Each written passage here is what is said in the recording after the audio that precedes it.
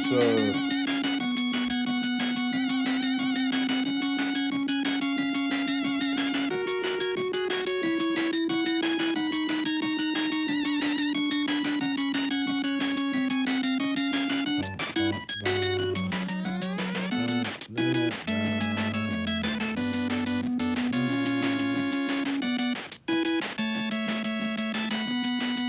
Me too, man.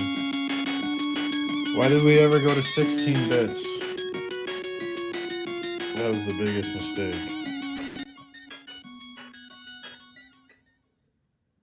What's up? Welcome. What would you like to say? Oh, you said atheism is irrational. I want to hear it. Yeah, so for atheism to be rational, you would have to prove materialism is true, or you'd have to prove that there's immaterial beings, but none of the immaterial beings are God. And there's no proof for those things, so Why would I have to prove immaterial beings?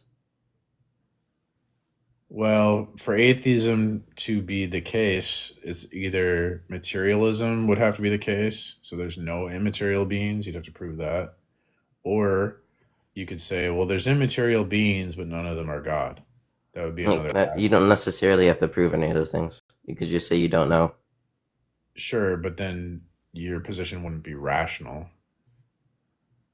Why not? Well, if I said the Earth is flat because I don't know, do you think that's rational? Like, you wouldn't say the Earth is flat. You would just say, I don't know if the Earth is flat or not. Yeah, is that rational? That's the most rational position when you don't have evidence to prove it either way. Well, but you'd have It's like saying it's like you can't necessarily disprove the existence of unicorns. So you would say, I'm skeptical of the existence of unicorns. I don't know if unicorns exist or not. Okay, but can you prove there's no evidence for God? No, I would say you can't. I can never fully disprove God. You would say I'm skeptical of the existence of God. So, yeah, but if you go, well, there's no evidence either way, and I go, well, do you have evidence of that? And you say no, then you're being irrational. Huh? If you make a claim and there's no evidence for your claim, it's an irrational claim. You can have evidence no evidence. Okay, like the evidence would generally be if you're making a positive argument, say like a lot of the contradicting stuff, at least around God being omnipotent, omniscient. Like you could. There's a lot of stuff you could go around about that with the existence of God. That'd be my evidence if I was trying to make more of a positive claim for if God didn't exist, but that you don't need to adhere to materialism. That's why I offered the option of you could say that immaterial beings exist, but none of them are God. That's why I offered two options. You have to prove. You don't need to adhere to any of those. Dude, you have to, for atheism to be rational, you would have to prove one or the other. You'd have to either prove materialism or you prove no immaterial being is God. That's how you would prove atheism. So if you don't necessarily need to prove those. For atheism to be rational, yeah, you do. You could say, okay, I'm an atheist. I'm skeptical of the existence of God, but I also don't have enough, let's say, evidence to prove immaterial beings or materialism. That's a perfectly rational stance. It's not. Well, what's the evidence for it? You're not giving evidence. You're saying you don't. Oh, okay. So wait a minute. Oh, so you're saying, well, my position's rational, but there's no evidence for it. Do you think that makes sense? Your position is you don't know. You're not giving a positive claim, dude. It doesn't matter. So there's no evidence for your position. So if your position's I don't know, you need evidence. What's the evidence for I don't know? You don't need to prove. You don't need to You don't need to have a positive claim for some. What? Irrational. This is like saying. This is like. Do you like? Do you like strawberries or blueberries better? And you say I don't know. It's like can you prove that you don't know that you don't like strawberries or blueberries better? Like what the fuck are you talking about, bro? I mean, it's not that complicated. If you have a position and your position's I don't know, for your position to be rational, you need fucking evidence. Well, I need to prove that I don't have a position. Is that what you're saying? You're too dumb. That is You're too dumb to have a conversation. Welcome, Josh. Yo, yo, yo. Yo, yo, What's up? yo. Trump saved TikTok, just like I say. I tell everyone Trump will save us. Trump saved the world. I tell them Trump will save us, and they don't believe. Now So they you're a believe. Trumper? No, but I said Kamala?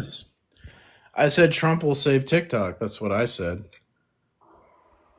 Okay, that's And facts. guess what happened? Trump saved TikTok. It's almost like I have the discernment of the Holy Spirit to know these things. Yo, what's gonna happen tomorrow then? Well, I don't know. I'm not inspired. Yo, is this a troll though? No, what's a troll? Like atheism is irrational. Oh my God, did you not hear the last conversation? What's Yeah, but the, what's the rationale for atheism? materialism is like unfalsifiable. Unfalsifiable. Okay. So unfalsifiability is also unfalsifiable? Yeah. Yeah. Kind of a problem. Not a very Like, good criteria. It's a self-defeating criteria. So I don't know. the Bible is material though. Yes, it's tangible. Yep. Isn't that the same premise then?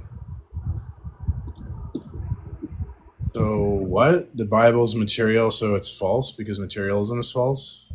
Well, you're dependent on materialism. No, materialism is the idea that everything is reduced to like a physical material thing. That's materialism. Right? Yeah. So I'm not a materialist. But you would say we're in a material world. Right, but I don't think everything is material. I think there are things like I think God is immaterial. And I But then believe you encounter God through a piece of material. encounter God through a piece of material. Yeah. Um, his revelation is there's material. Um, his revelation has been written down materially. Yeah. So isn't that the same premise? No. Why? Well, because materialism would say that like everything is material, but I'm saying some things are material and some things are immaterial, and immaterial things are real. The Bible is immaterial? Okay. Thanks for coming, Josh. What's the claim? Bye bye. Hello. Hello. Hey, how's it going, man? It's going well. Hey, I want to throw it out there. I'm like really congested recently, so if I sound bad, that's why. But Okay. all right, I just want to talk about the first point about atheism being irrational. Right. So, like, what is your reasoning? So, for atheism to be rational, you'd have to have evidence that materialism is true, or evidence that there's immaterial beings and none of them are God. If you don't have evidence for either of those two things, then atheism would be irrational. Could you go more in depth on the second reason? Well, you don't necessarily have to be a materialist if you're an atheist, although most are. But you could be an atheist and believe in that there's immaterial beings, but That just would be agnosticism, or not? no, you'd be an atheist that thinks there's immaterial beings, but they're not God. Like I don't know, maybe you believe in like ghosts or demons or something, but you don't believe in God. Well, believing in ghosts or any of the given examples, that wouldn't be religion. Right, but we're talking about atheism. So atheism would be true if materialism was true, or atheism would be true if none of the immaterial beings that exist are God. So you would have to provide evidence for one of those two things for atheism to be rational. Well, atheism via definition is the belief that there is no immaterial being. No, it is not. Uh, Atheism is the belief that or like the proposition. It's not a belief for one. It's not. It's not a belief. It's a proposition that that really no isn't. God or gods exist. It's the proposition no God or gods exist. That's what atheism is. How do you differentiate that from the belief of no immaterial beings? It's not a belief.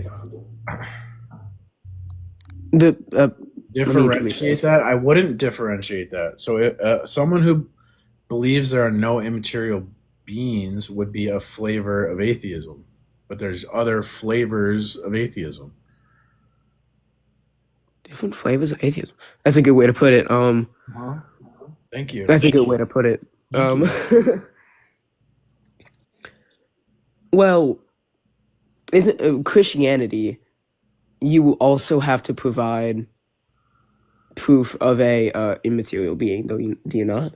Of course, we provide proof through the transcendental argument for God, where we say that like the dispute between theism and atheism isn't going to be based on evidence. So we have it's a difference of systems of interpreting evidence. So we have two different competing systems of how we like look at the world, and that's we need to compare systems and not evidences.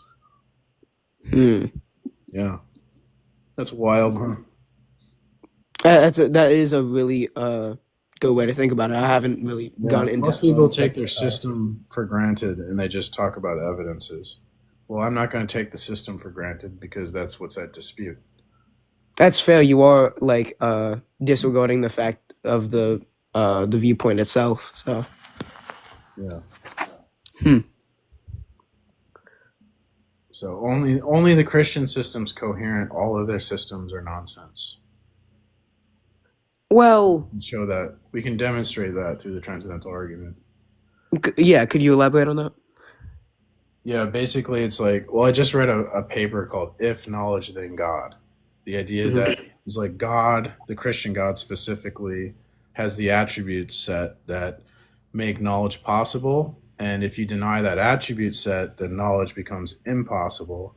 And so, since you can't deny knowledge, because to say there is no knowledge would be a knowledge claim, so, due to the impossibility of the contrary, since we can't deny knowledge, and because Christianity is uniquely necessary for knowledge, that Christianity is true due to the impossibility of the contrary. How exactly is Christianity like needed for the idea of knowledge? There's like a lot of arguments I could give. Like a simple one is that your source of knowledge has to be omniscient, and only God is omniscient. There's nothing else is omniscient. So, for knowledge to be possible, God must exist. And then we could only know God if God reveals himself. And that's what we have in the Christian worldview, a God that reveals himself as omniscient, making knowledge possible. So basically, you're saying that the proof of God is that God exists. The proof of God is that you and me have knowledge. And if I ask a question, what is necessary for us to have knowledge? We can work our way back logically that the Christian God is going to be necessary for knowledge, right? And if that's the case, which I've demonstrated, then you can't deny the Christian God. It'd be like denying knowledge. I'm sorry, I'm having like problems fully grasping like the idea that um don't you think there are like other don't you think there are other ways that people could have knowledge? No, Could obtain knowledge? no. For knowledge to be the case, we have to the patterns in the world have to be real. The connections between objects have to be real, and the distinctions between objects have to be real. Like, um, let's say you and me had both had an apple. Okay, I have maybe like a green apple, and you have a red apple, right? Mhm. For you to know that we both have an apple, you have to know that there's this property that connects the apples together that they share. The thing I'm holding and the thing you're holding, the objects that we're holding, are connected by a similar property that we call apple. If that's not real, we couldn't talk intelligibly about the apples that we're holding. Also, there has to be distinctions that are real. Like my apple's green, your apple's red. So to talk about my apple as opposed to your apple, we have the distinctions between the apples have to be real. And so these distinctions, the differences, and the things that are similar, the connections, both of those things have to be real for the possibility of knowledge. Because to talk about them as if they're the same thing and there's no distinctions, we couldn't know any differences, and we couldn't have knowledge. Well, we come to those conclusions through knowledge. No, if there was no distinctions like between our apples, if they had exactly the same properties, we couldn't. How would you know my apple as opposed to your apple?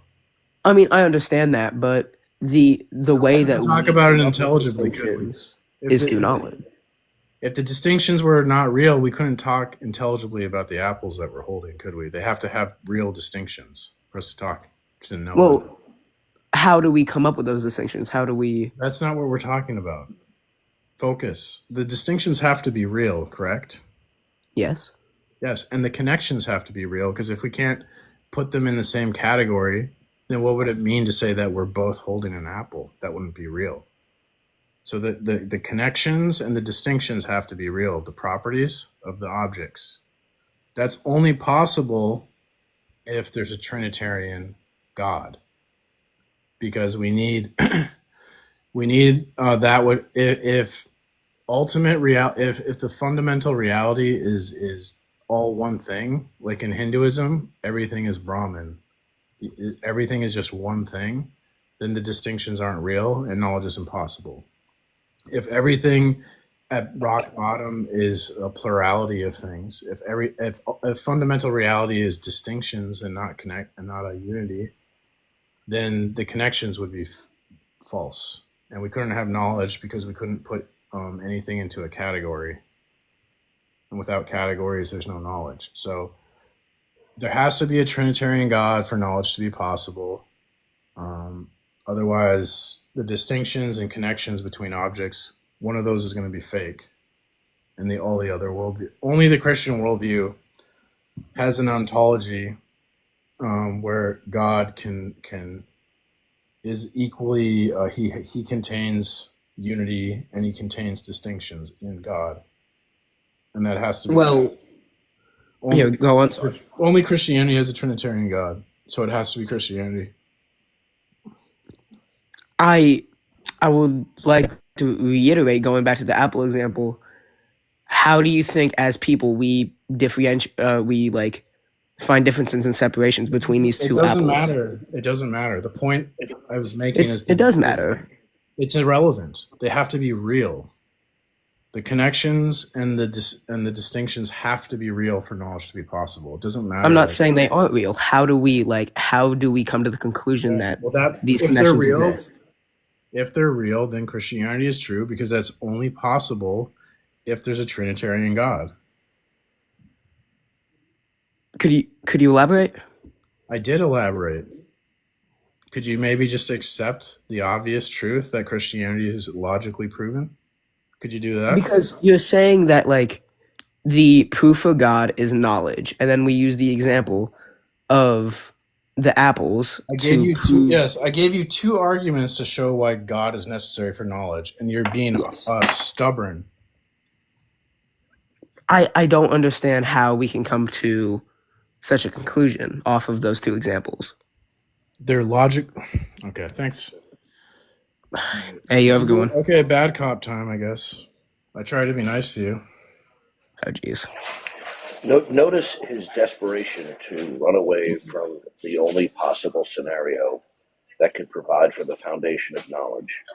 Okay, I so can't connect those two ideas to such a conclusion. you're not getting what he's presenting to you.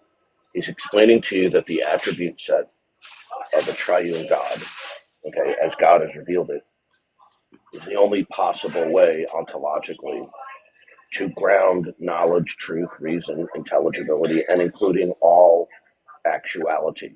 And that if you opt to reject that the world indicates, reveals, and is emblematic of ultimate intentionality and design, then you're going to fall into an abyss where you can't speak intelligibly about anything because there's nothing within your system that's identifiable that imposes unity or diversity.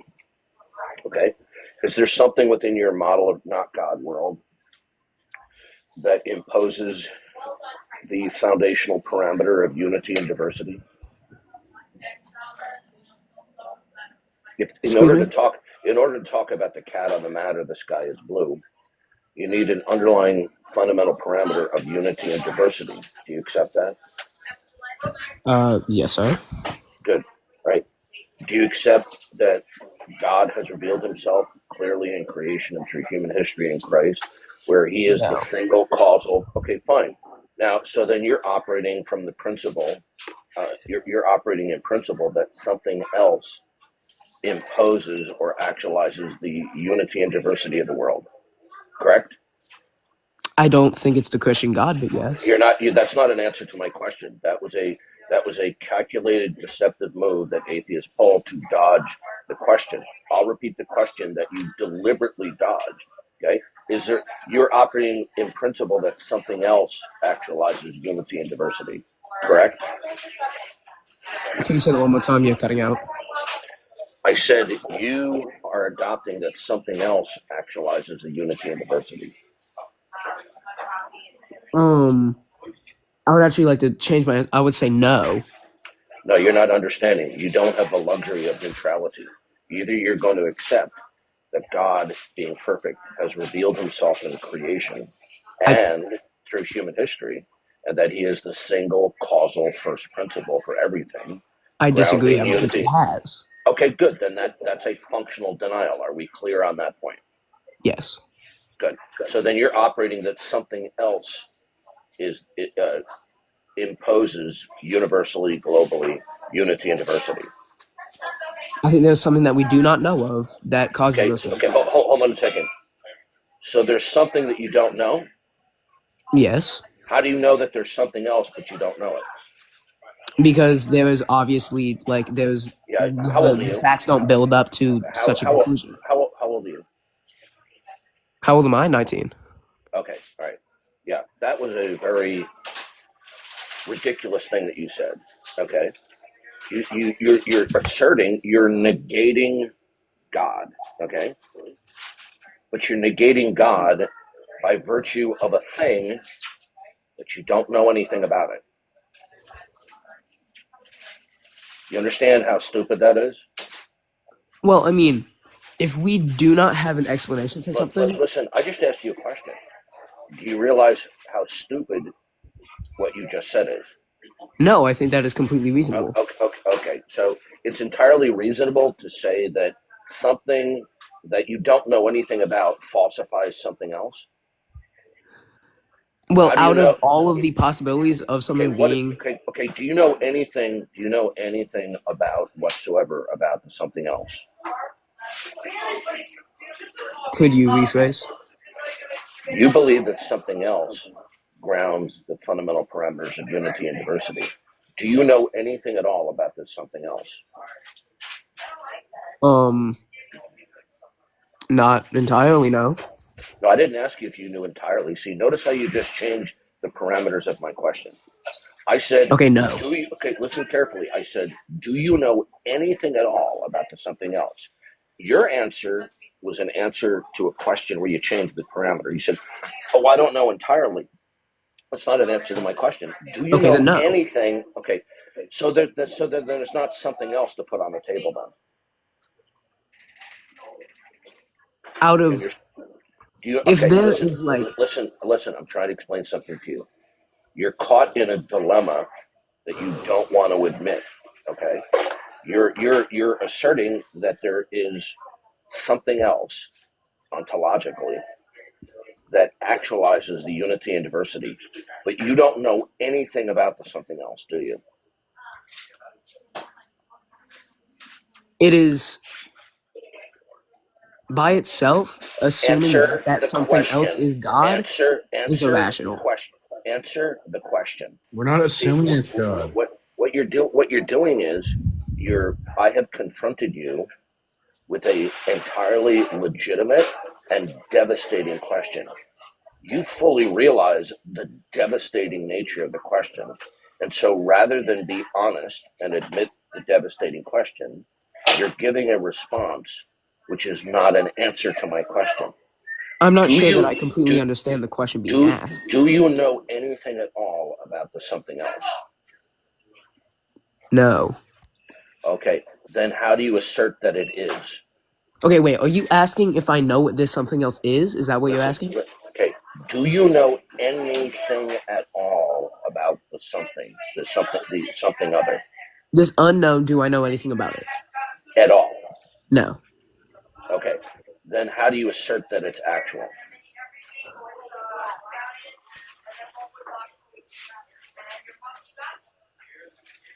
I'm not asserting that anything is actual. I'm asserting, Good. I'm Okay, asserting well that I do not know.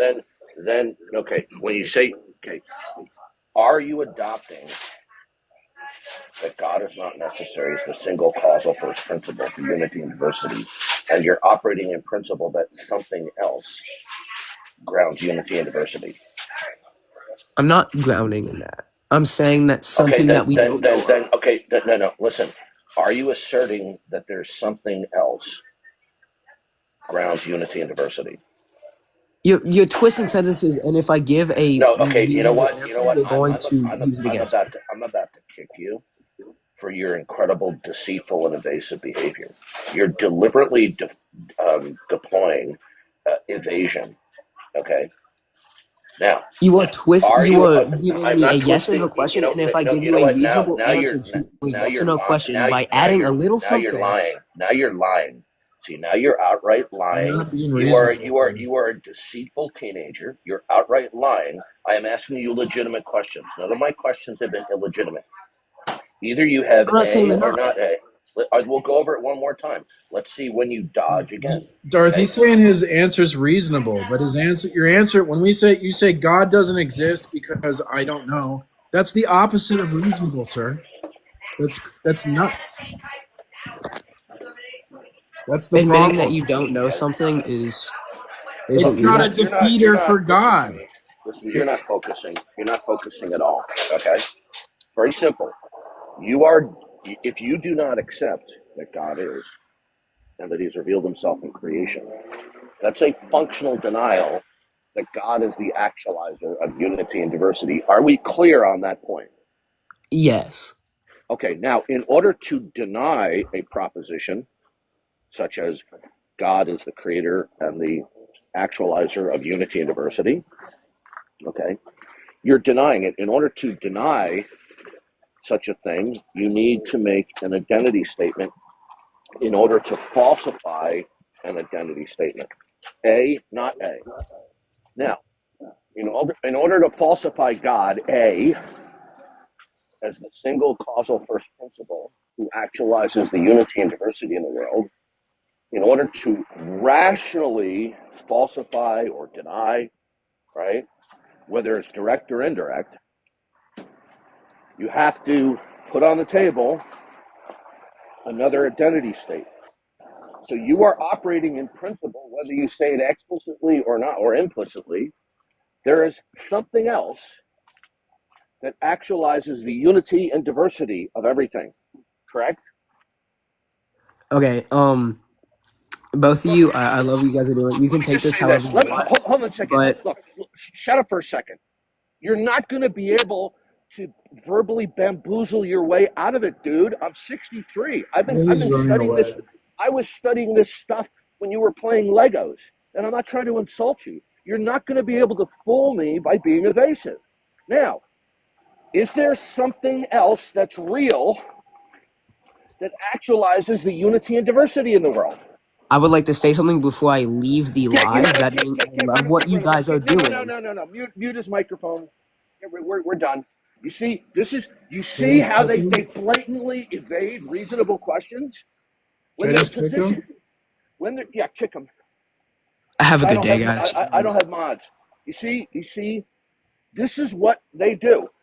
When they're caught with their hand in the cookie jar, they obfuscate, they dodge, they evade. It's completely deceitful behavior. I'll be right back. Okay, you got mods now. Must be on a new account.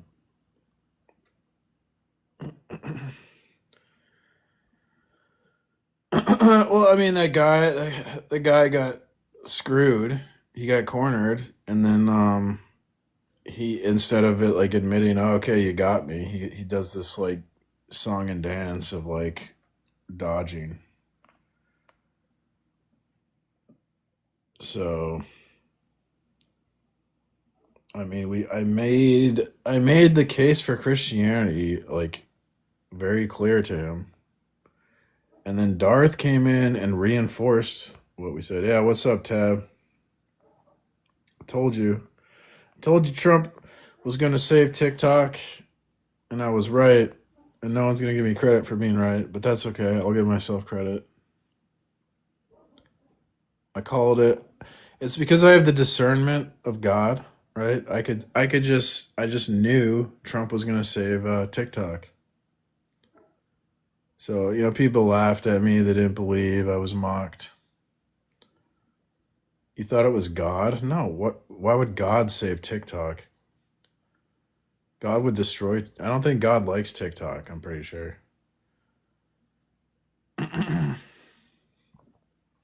God tolerates TikTok, but in paradise there will be no TikTok.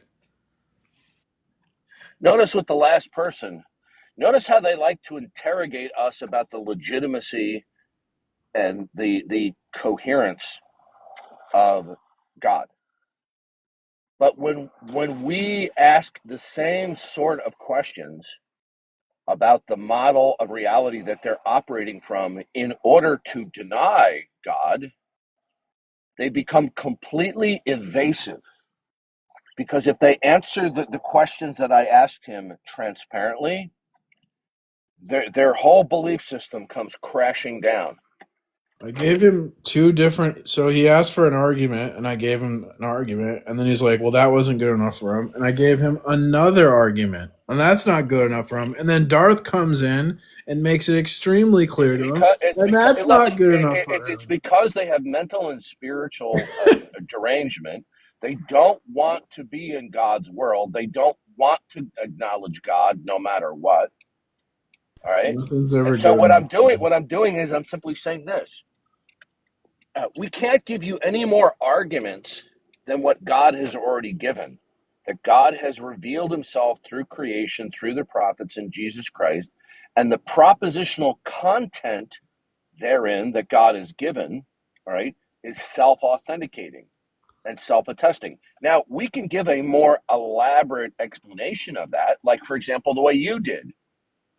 There are different ways of giving a more elaborate expansion of how the revelation of God is self-attesting, right? Now, when they do not accept that, Van Til makes a point that the issue is not a dispute between the facts.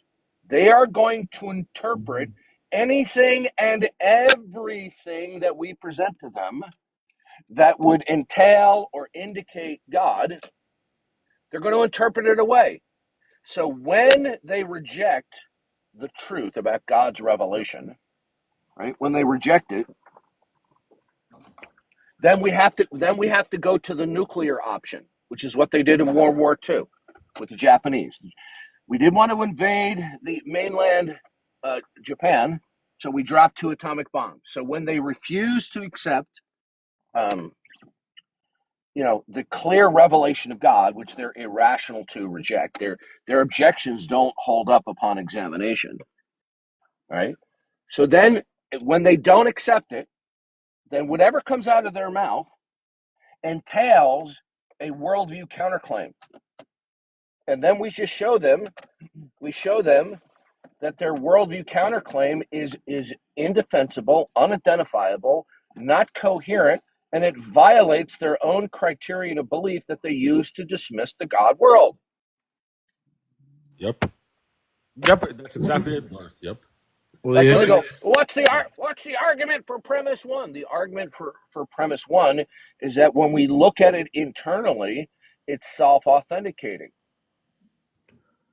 Right? They keep on trying to think that all propositions have to have an extrinsic justification.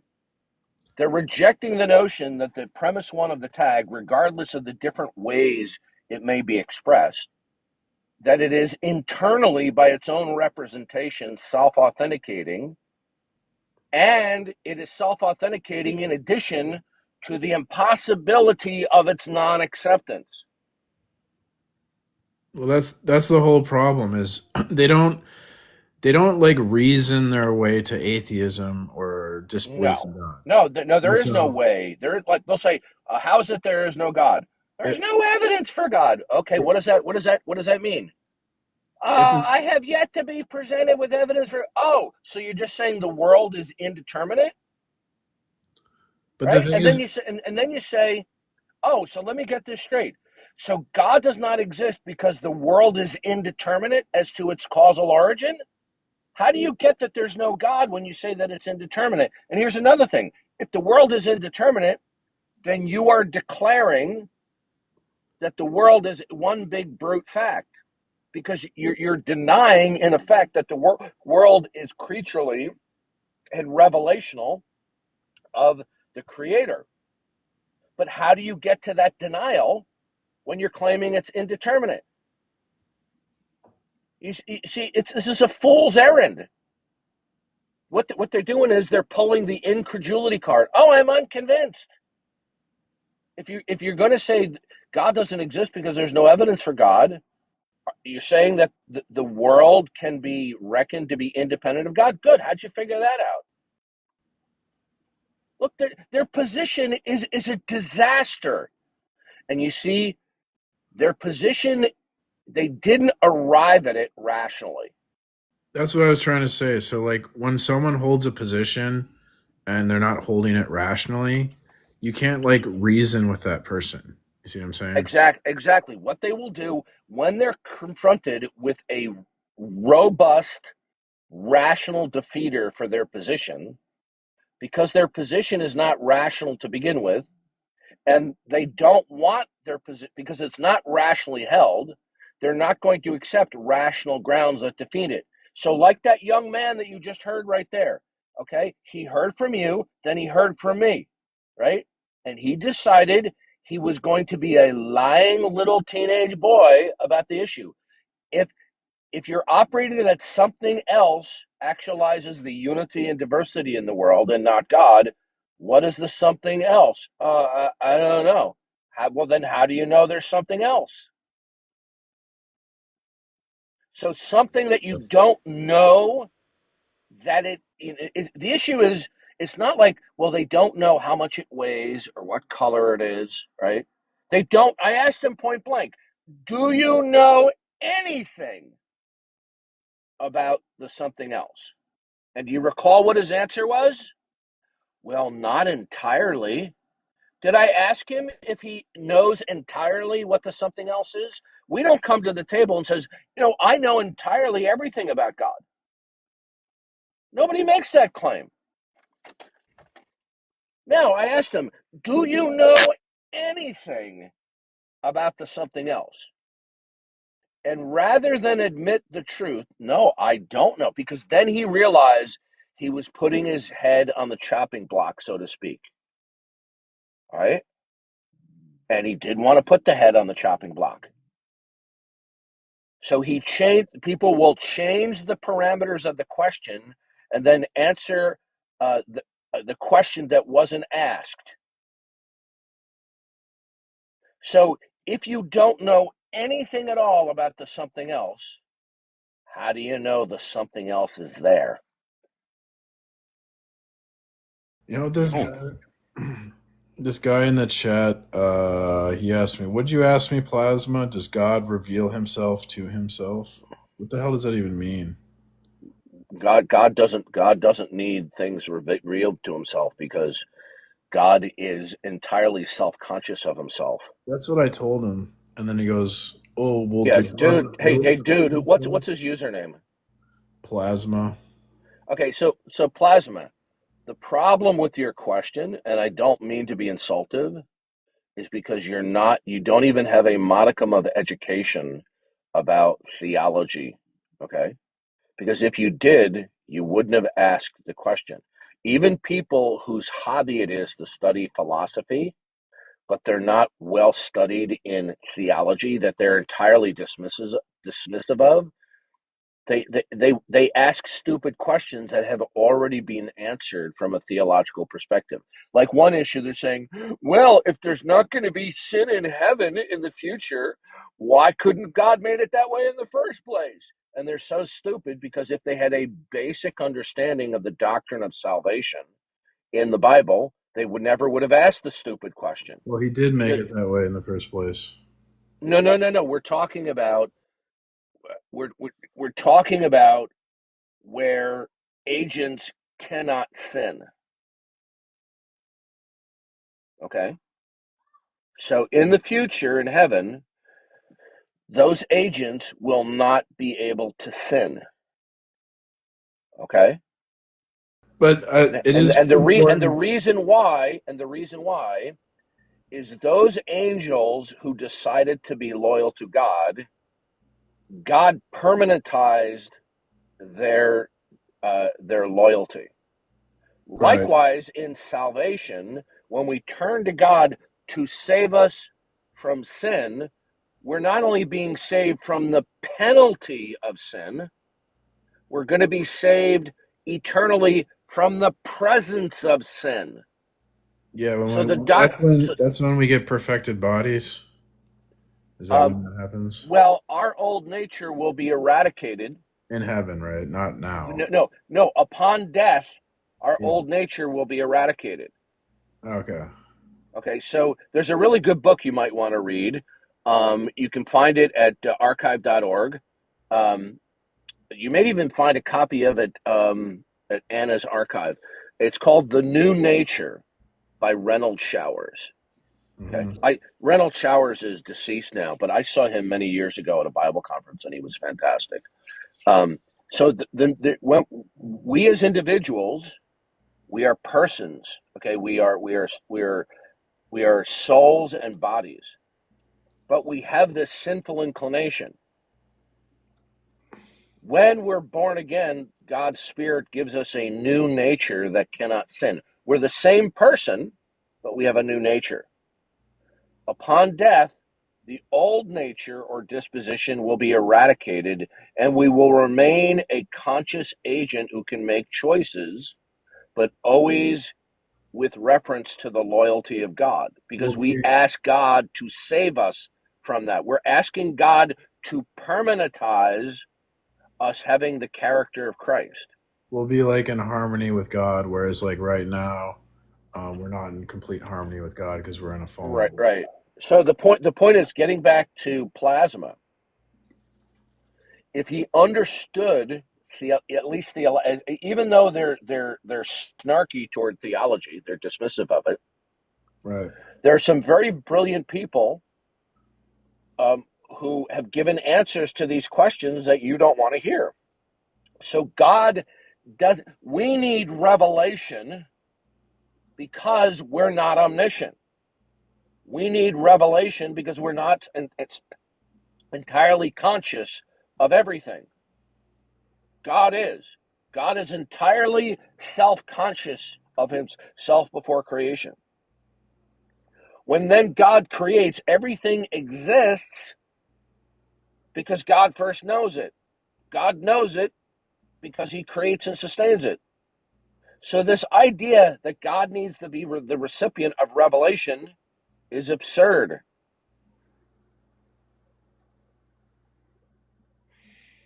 So people even very smart people can make really stupid mistakes when like Neil deGrasse Tyson is a perfect example. Here's a guy who's really, really smart. He's annoying at times because he's so smug and glib, and other times he's very entertaining and very informative. As much as I dislike him, I also enjoy listening to him speak about sciencey stuff. But he makes numerous elementary mistakes when it comes to metaphysics because he's an atheist. He thinks that a scientific outlook can explain everything. he even defines truth in that way. He's not an explicit empiricist, but he's effectively an empiricist. Mm-hmm. Yeah, I got to get that. I'm going to get that Carl Sagan book that Norman Geisler wrote. You got to send me the dissertation PhD. You didn't do that. Yes, I will. I will send that to you this afternoon. Ladies and So gentlemen, we are a few minutes away from having the senile vegetable removed from the White House. Kamala Harris is senile. Oh wait, she's not. Oh, she was just running. I thought she was like president for a second. Hey Matt, you've trolled before, okay? And I have your account blocked. I suggest you don't troll. If you want to make a legitimate disagreement and come up and challenge me, I'll be glad to talk with you. But I don't think you have the balls. I think you just like to sit there and troll in the chat because you're a little coward. So be a man, grow a pair of balls, and come up and challenge me. But I don't think you have the balls to do it. He was requesting, but I just don't want. I don't want you to block him. Matt's not a bad guy. It's just he doesn't. Oh well, he's trolled me any number of times. No, I know he has, but he actually did a live where he was trying to help people with substance abuse disorder. So I respect him for doing that because I have people in my family that were affected. This only solution is not turning over a new leaf to realize that this is autonomous behavior. Absolutely. They need to submit to God, right, Dar? Okay, the problem is their disposition toward God is what leads to these various sins. This is like, for example, AA. Okay, AA is an occult civic organization pretending to help people, but it's leading them back down the path of hell because it says, follow God, whatever God conception you want. Anyway, let's move on. I'm all ears. What would you like to say? Can I hear you critique deism one more time? Deism is worthless. There's no God to speak of or put on the table because a deist God is defined as one who does not engage in any revelation or any providential interdiction. So then there's no God to speak of. If God chooses not to reveal himself, then such a God cannot be known in any respect. Is that what I thought deism? Like, I'm all ears. Are you an use, atheist? Are you an atheist? I'm all ears. Sorry for interrupting. No, I'm not an atheist. No, I just because like if somebody uses like a priori like argument to come to the belief of God, but they don't believe that God has revealed himself. That's incoherent. No. It's incoherent and it's utterly indefensible. It's utterly vacuous. I'll prove it to you right now. Can God be known if God decides to conceal himself? Not. No, because I guess okay, so any sort of mental gymnastics, no matter how erudite they sound or how powerful they may be to our thinking, cannot establish the rationale for God unless the thinking incorporates and expresses God's revelation of himself through creation. Okay, now, the problem with certain rational arguments for God, it's not that they're entirely wrong, but they have a fatal flaw. Okay? Now, the fatal flaw may not be known by either the speaker or the listener, and the listener may be persuaded by whatever inherent truth is in the line of reasoning, even though it's fatally flawed. All right?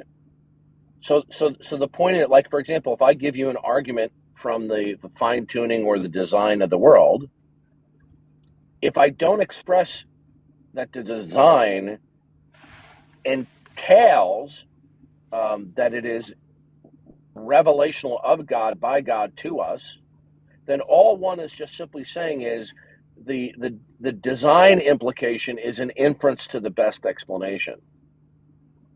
Well, then that means that you're muted, Darth. Yeah, he probably got a phone call or something. Oh So yeah. the traditional arguments are, it's not that they're entirely wrong, but they're not entirely right, and they're significantly flawed. Can I add? The only way we can Oh, establish, sorry. yeah, Darth, so we can go say ahead. like deism is a performative contradiction because it claims that it knows God, that God exists, but it's impossible under deism to know that God exists because He doesn't reveal Yeah. Himself. So it's self-defeating Well, or Well, yeah. yeah, Sorry. I would qualify it. I would say either to know or to believe. I think There's no rational grounds. the Is problem with this why you the argue transcendentals? Okay, the problem with the if classical. if we if Can I say yeah, something? go ahead. The problem with the classical approach is a lot of these arguments are like really old, and they were designed at a time where like pretty much everyone was a Christian. So they're good arguments if you're a Christian, but now because we live in a world with things like skepticism, we need a transcendental approach to apologetics. Look, I sometimes see. these rationales don't always explicitly lay out on a table. So for example, when James Anderson offers, if knowledge, therefore God. Implicit contained within his argument is the revelation of God. It's implicit.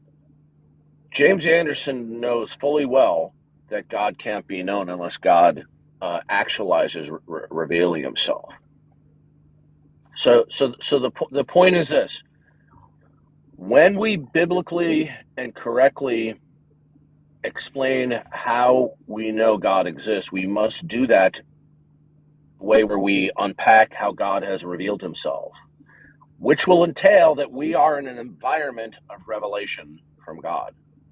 The unbeliever's only, quote, intellectual option is to say, no, we're not in a revelational environment. So now we have a clear demarcation between the conflict, the antithesis between a model of the world that is revelational and a model of the world where it is not revelational.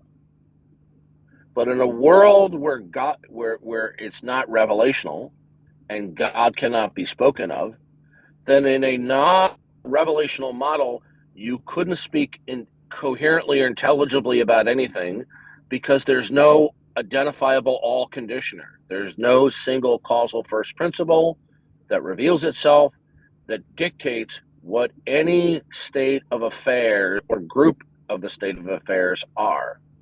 Therefore, when the unbeliever rejects that God is and that he has not revealed himself, and they simply say the cat is on the mat, their worldview does not provide identifiable background information for the metaphysical coherence of saying the cat on or the mat. Because there's nothing within the wider system that actualizes states of unity and states of diversity. So when you say the cat is on the mat, you're invoking unity and diversity. Good. What actualizes states of unity or identity states, as well as something being discrete and diverse from another state of affairs? What actualizes it? The unbeliever simply takes for granted the underlying fundamental pervasive parameter of unity and diversity. They want to give the double middle fingers to God, okay, and not acknowledge him and that he's revealed himself, right? But then the question is, okay, so they're saying, oh, well, I don't have any evidence of God. Good. What's your evidence that something else actualizes unity and diversity Let me without steel God? man What's what the evidence for that? let me try to frame or steel man what Darth is saying here is like the Christian and the non-Christian we're both looking at the same stuff. Like we're looking at the same evidence, but we disagree on how we interpret the evidence. So the issue here between the Christian and the non-Christian, it's not a matter of evidence, it's about our systems, our schemes of interpreting that evidence. And so that's what we have to look at and compare. Who has the correct interpretation of the evidence? And that's what we're trying to argue with. And you guys keep avoiding that and going talking about the evidence. You're missing like what's going on in the dispute. Understand that everything that we say, right, everything explicitly or implicitly derives and depends on one thing, and were it to be absent, nothing we say would be meaningful, actual, or intelligible. And that is the mind, the purpose, and the plan of God. Likewise, when the unbeliever speaks, whatever they assert, whether a single state of affairs or a group of state of affairs, they're presupposing that it is real and actual without God actualizing that. Okay. Yep. But implicit in that, they're assuming that something else actualizes these states of affairs. Okay? All right, good. What's the something else?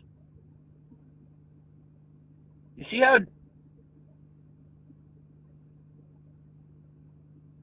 they want to sit there and saying, oh, you tell us God exists, but I don't have any knowledge of God. All right? I don't have knowledge of God. But then they'll turn around and they'll operate in principle that something else actualizes the fundamental parameters of existence. And you'll say, oh, do you have knowledge of this something else? Well, no. So they're speaking in complete violation of their criterion that they use to reject God. So their reasoning is incoherent and irrational by their own standard. So they're what they're doing is they're saying, well, I'm going to start with these beliefs as my starting point, and they're going to be like properly basic or axioms. They're going to be unjustified beliefs. Okay, so when they do that, when they make that move, and then they build a system about justification, they're being inconsistent. But when we start with like, I'm going to have faith in Christ that He's my Lord and Savior, that's my starting point. That's not inconsistent with our Christian system.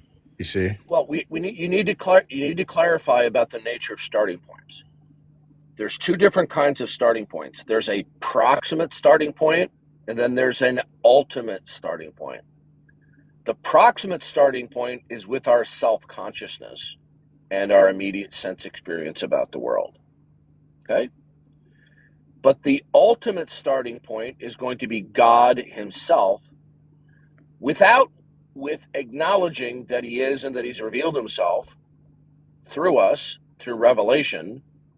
Then there's no metaphysical context from which the proximate starting point can be meaningful and actual.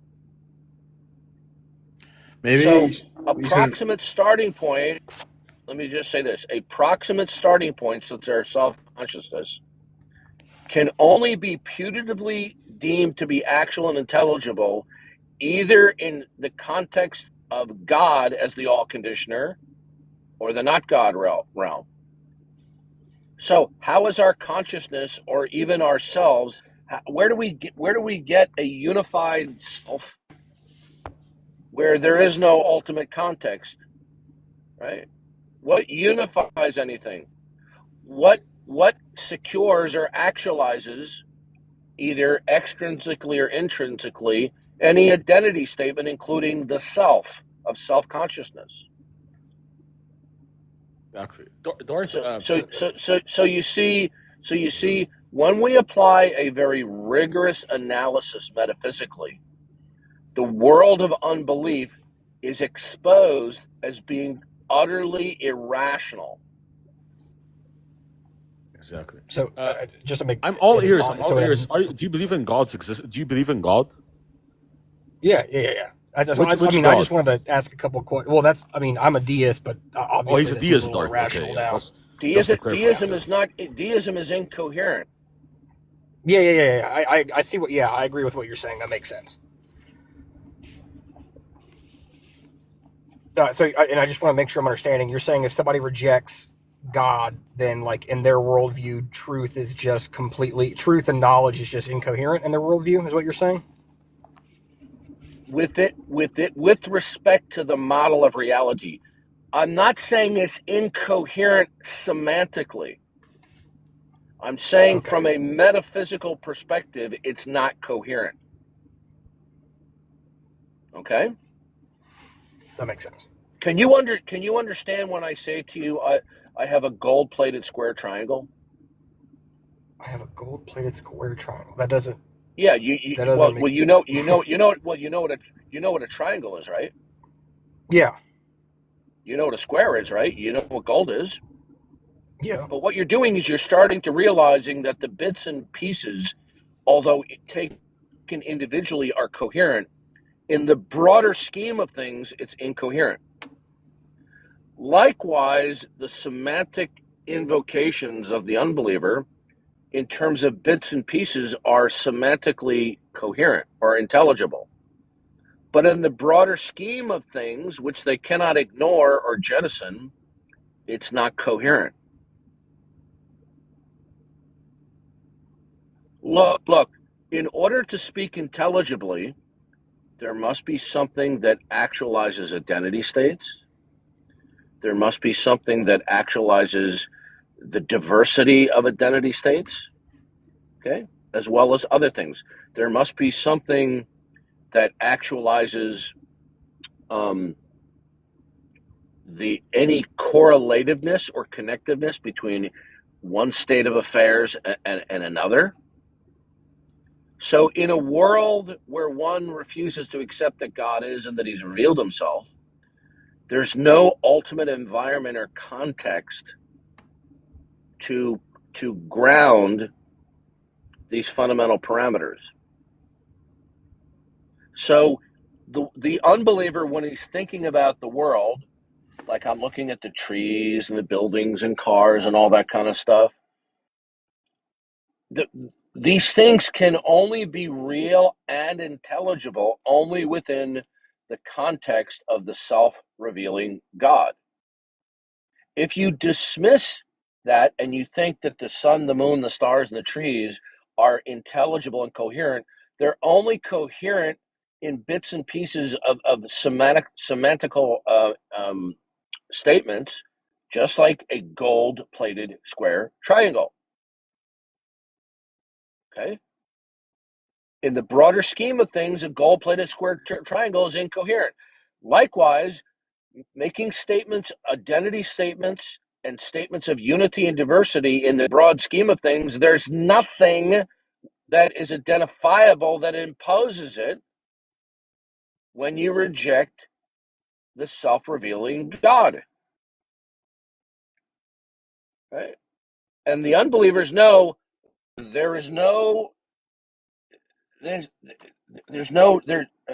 imagine the United States developed a weapon or a military device that was a force field for both individual soldiers, armies, navies, right?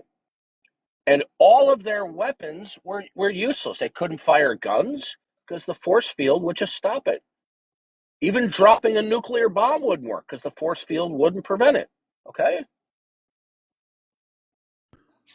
So the revelation of God is such that no weapons of their so-called rational, it doesn't work. But you see, their position is not rationally derived. Yeah, it is. They're irrationally denying God because they No, don't no. want to be in God's world. They don't want to acknowledge God. So their minds, like magnets through a confirmation bias, gravitate toward various types of sloganeering thinking that they think are rational, but are, upon examination, are not rational. Well, you could just ask us. I am an atheist and sitting here. Are you Okay, from the good. atheist Tell me why experiment, they're. Blind Tell me. Lemmy? Okay, okay. You say? Look. I'm going to make a prediction here. I'm talking. Ooh, Now, I'm going to okay. make a prediction. Within a couple of minutes, you are going to be dodging, evading, and then you're going to resort to verbal disruption to avoid answering my questions. So tell me why there's no God. I have not seen any compelling evidence of a god or gods. Okay, so God does not and cannot exist because you're unconvinced. No, I didn't say that. Oh, okay. So when you say because you don't see evidence for God, you have concluded that the world is independent of God, therefore no God? No, I have said that there's no evidence that's compelling to believe Okay. that God So exists. But I have not okay. said All that you're God just doesn't. talking about. I'm trying to. Hey, sir, stop. All you're simply saying is you're invoking incredulity. Do you know what I mean by that? That I find the concepts of God that have been presented to me incredulous. I'm incredulous of them. Yeah, I guess. Okay. Do you understand? You're just invoking that you have a mental state that you're unconvinced. In telling me what your mental state is, you haven't demonstrated that your mental state necessarily entails that God does not exist. Yeah, that's fine. What you're doing is this, okay? No, it's not fine. It's incoherent. I'll tell you why. Because the question is, how is it that God does not exist? I did not ask you. The question is, how is it that you don't happen to have a positive acceptance of God's existence? Do you understand the difference between the two questions? So you're asking me. You're dodging my question as I predicted. I'm trying to clarify. No, you're not. Please, I'll okay? repeat the question again. And by the way, why do you think I ask these questions all the time? And why do you think I made the prediction that I did? Because like clockwork, atheists dodge, evade, and then they become verbally disruptive. Now, the position is this. The question I ask is, how is it that God does not exist? That's a question about a proposition. I did not ask you, why is it that you don't have a positive acceptance of God's existence? I didn't ask you about your mental state. I asked you about a proposition external to your mental state. I did not say that God does not exist. I said I do not believe that he does. Did I not ask you, how is it that God does not exist? Did you answer that? Listen to me. See, you're doing exactly what I predicted you're doing. You're continuing to dodge my question. I asked you a question. I said, how is it that God does not exist? Did you answer that question? Yes, I did answer that question because I don't know how God does not exist. No, you did not answer I that cannot question. prove that God does not exist. Sir, listen. Hey, dude, all of you atheists are like fucking children when we talk with you. It is so aggravating. Okay, now listen carefully. Did you explain to me why God does not exist? No, I did not, because I can't. So good. Did I ask you how it is that God does not exist? Yes, and I said I cannot explain how God does not exist. No, Wait. sir. Second. Moderation, Darth, your mic's blowing out a bit because you're so loud on your mic. All right. Oh, Darth Dawkins! I know you. Listen carefully. I asked you the question, how is it that God does not exist? And I told you I cannot answer that. Okay, dude, if you see right now you're being verbally disruptive because I'm in the midst of clarifying again because you're so obtuse and you're being in.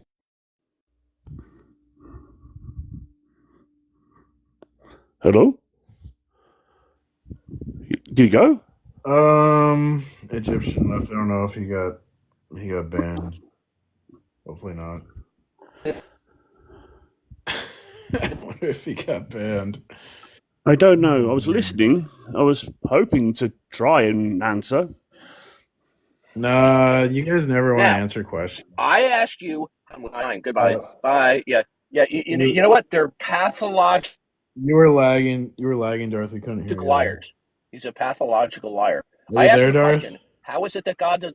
Okay, I said. Darth, you're lagging really bad. Can you hear me now? You're lagging really bad. All right, that should have fixed the problem. Okay. Well, he wasn't ignoring you. You were just lagging that whole time. So I'm gonna add him back. Okay.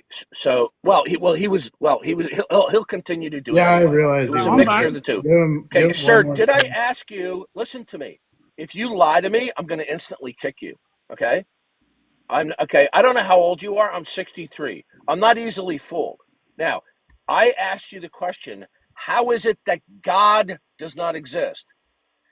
Did you answer that question, or did you give me an answer to another question No, I didn't that I answer the didn't ask? question. Right. Okay, good. So now you admitted earlier that you were lying when you said you did answer the question. No, I gave you an answer that was intellectually honest. Goodbye. You see how evil these people are? You see how evil they are? They will just lie to your face. Right? He just admitted a couple of seconds ago, no, I didn't answer your question. And then I said, but minutes ago, you told me you did answer my question. See, like it's easy to be honest when you want the things to be true or you like the things being true, but Exactly. when So these telling things, me when I say how is it that God does not exist, I'm asking you a proposition that is external to a mere expression of your mental state. Invoking a descriptor of your mental state that you're unconvinced is not an answer to the question how it is that God does not exist. I did not ask him, why is it that you don't believe in God? Right? There's a difference between how is it that God does not exist versus how is it that you are without belief in God? Those are two different questions. They're related, they're similar, but they're not the same question. Because atheists cannot falsify the existence of God, they're changing the parameters of the question in their head to, oh, I don't have a positive belief in God because there's insufficient evidence. But that's not an answer to the question, how is it that there's no God? Go ahead, Plasma. Plasma, Hey. are you an atheist? No, I consider myself more agnostic. Oh, he's agnostic, Darth. Okay. No, you're an atheist. Agnostics are atheists who pretend not to be. Exactly. Yep. Neutrality toward Insert. God is impossible. I'm going to ask you a question. Very simple, okay? And be careful how you answer. Now, as you identify as an agnostic, are you telling us that you are not making any judgments about the existence of God? No, I'm not saying I'm not making any judgment. I'm saying Have like you made any judgment at all that a God does not exist? yes, I'm just not sticking on a positive claim. Well, then you could, and an agnostic position. T.H. Huxley, who invented the term and the concept, said an agnostic is somebody who will claim neither to know or to believe in something such as God without sufficient evidence. Now, Yeah, I guess listen carefully. In philosophy and theology, both atheism and theism are judgments about the actuality of God. The theism is the proposition that there is a God. Atheism is the proposition that there is not a God. Agnosticism is a self-identified position claiming not to make either judgment. Now, I would say I guess my I'm personal gonna worldview. ask you a very simple question. Okay. Are you making any kind of judgment about the existence or non-existence of God? Or are you in the position where you are not making any judgments about God? No, I'm making judgments about the existence of God. I'm still open Okay, to then improving to it. stop telling me. Then stop telling me that you're an agnostic. So, is your judgment that God exists, or is your judgment that God does not exist? My judgment is it's not probable that God exists, but there's Okay, sir, listen right there. I'm going to kick you. You get one more chance. I'm going to kick you as I'm fast as I can explaining blink my my eye. worldview. Listen to me carefully. Don't interrupt me. I'm going to kick you as fast as I can blink my eye if you dodge my question. What came out of your mouth was an answer to a semi-related question. Are you making a judgment that God does exist, or are you making a judgment that God does not exist? Which is it? Because if you don't answer either one, then by implication, you're saying, I'm not making a judgment about whether or not God exists. I'm not letting you bully me into submitting to Goodbye, you. goodbye. Yeah, I'm not bullying you. You see what scumbags they Oh, are? Do you he see got what bullied. scumbags they are? Absolutely, Darth. Yep. Because I'm holding their feet to the fire, I'm asking a very carefully, narrowly defined question that does not allow them any way to filibuster or community college lecture, right? And because I'm demanding him, saying, listen, if you dodge this reasonable, narrowly defined question, it's not a trick question, it's not a loaded question, okay? And if you dodge, I'm going to kick you. And then this clown says, I'm bullying him because I'm insistent that he isn't deceitful and dodge my question. So now, because I'm enforcing him not cheating and being deceitful and evasive, I'm engaging in bullying tactics. Do you see what sleazebags these people are? Not only are they deceptive and evasive, they're slanderous. Asking you to What? answer a narrowly defined question, and that if you decide to blatantly evade the question, you're going to get removed for dishonesty. Oh, now I'm a bully. Wait, he's requesting back up, but No wait, way. No, no. wait. But if you're a bully, why would he request back up? Yeah, exactly. And Darth, This is what these scoundrels will do, right? exactly. Because what they want to do is they want to answer these questions in their little trickster ways. Look, I don't care if you resort to probabilities at all, okay? I want you to answer the question. I don't want you to sit there and going, I'm not saying with absolute certainty God doesn't exist. I'm just saying God probably doesn't. Look, dude, this is all gobbledygook. Are you asserting God does or does not exist? Which is it? Predicted exactly what's going to happen in that Oh, conversation. that's I've been doing this for 14 years. Yep, This is what yep. they do. Okay, this is what they do. They're very. Yeah, you're not coming up again, Plasma. You see, not only were you persistently evasive when I demanded that you simply answer the very clear and narrowly defined question, and you decided you wanted to give evasive answers that were pretending to answer the question, but were answering only a semi related question. Then you accuse me of being a bully. Okay?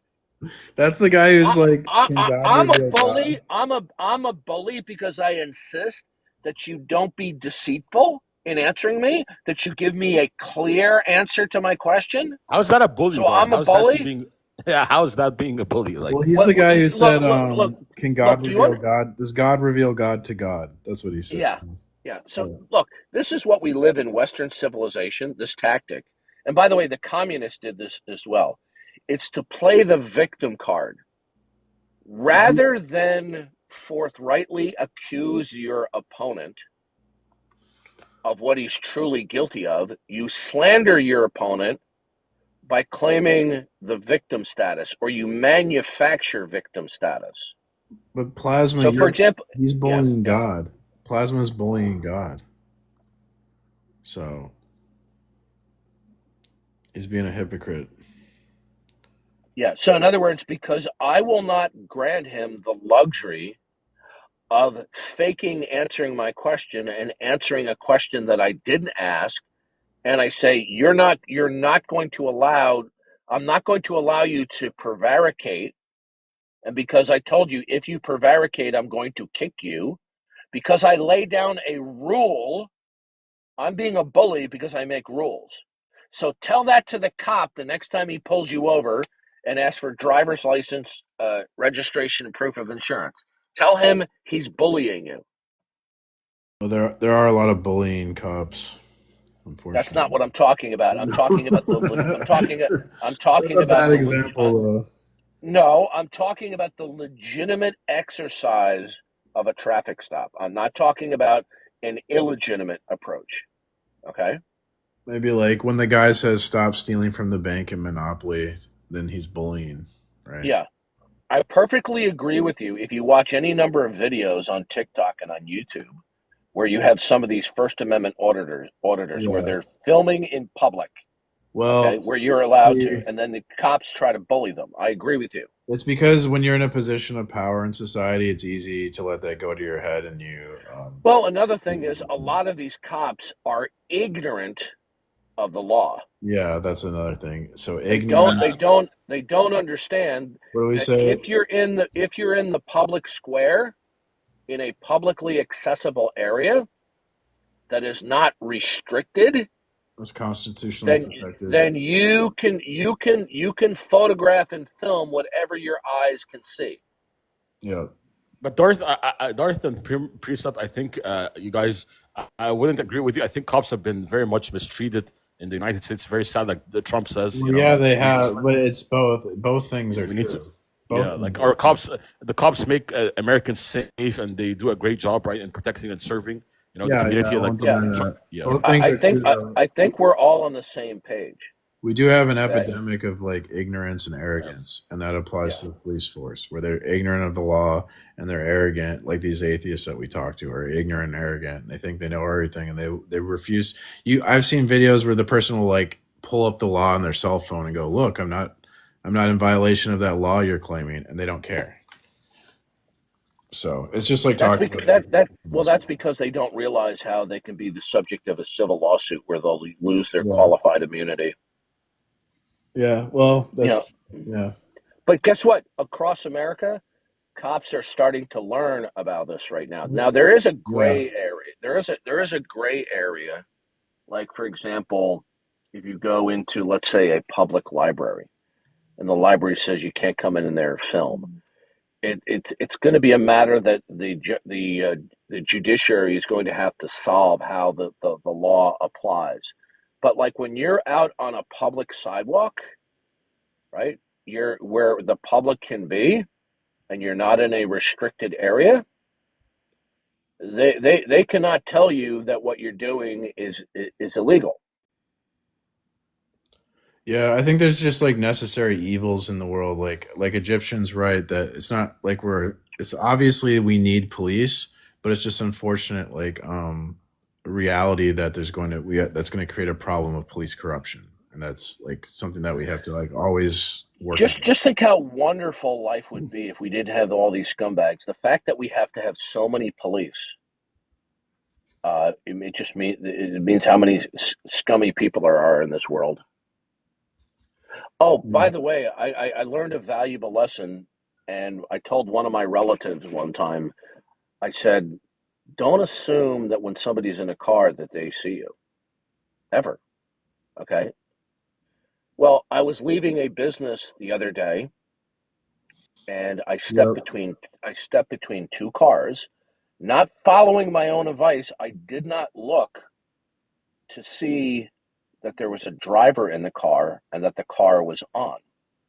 As I walked through the gap between the two cars that were parked on the side of the road next to the sidewalk from leaving this business, okay? Fortunately for me, through the grace of God, right? He backed up. He was probably less than an inch or less away from the bumper of the other car. And had I remained standing between the two bumpers, then either one or both of my legs could have been broken. And then when I called the guy out for what he had just done, he just gives me this lobotomy patient look. Didn't even give me a single like, "Oh, I'm so sorry." You know. but Yeah, yeah. So I he must almost have been got an both. atheist, Darth. He must have been an atheist. Well, no, I wouldn't say that. There's a lot of I'm kidding. people. I'm kidding. Yeah, Yeah, yeah. yeah, I yeah. know. I know. Sorry. Yeah, sorry. Sorry for that. Yeah. that So reminds me of like a Darth lesson. Dawkins almost got his legs broken. The atheists would have been pretty happy to hear that. Oh, wait till I die. They'll throw a parade. Oh my gosh, they're going to be joyous. Tom Rabbit will be handing out T-shirts to everyone. Right, right. And you know what? They're going to be what they're going to be doing is they're partying on the top deck of the Titanic. That sort of reminded me something of my mom taught me when I was a kid. Like, there's four-way stops, obviously, and then there's two-way stops. Well, my mom, she would pretty much treat a two-way stop like a four-way stop. And I'm like, why do you do that? You have the right of way. And she goes, well, they don't. The other drivers don't always know that. I was like, oh yeah.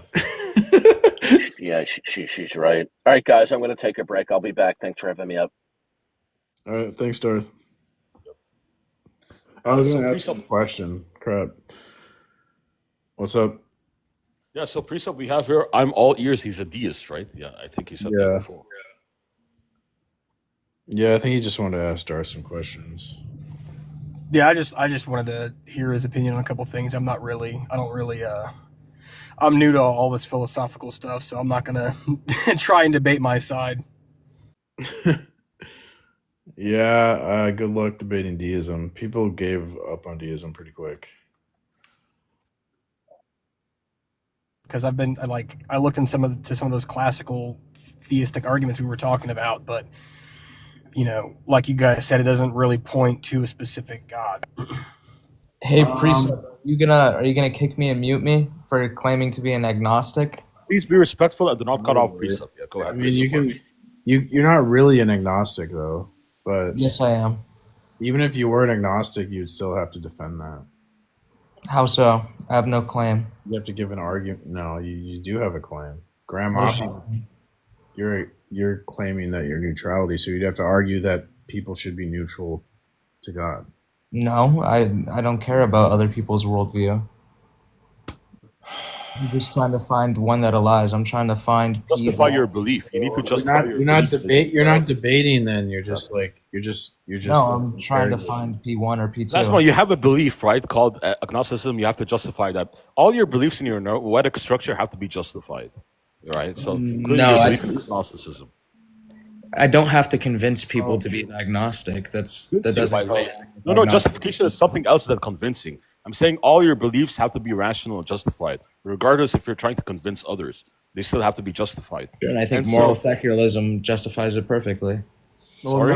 No, I wouldn't say that. Christian. If he doesn't like, you only have to like justify your position if you're trying to convince someone else of your position. But like when you're engaging in the debate, that's what you're doing.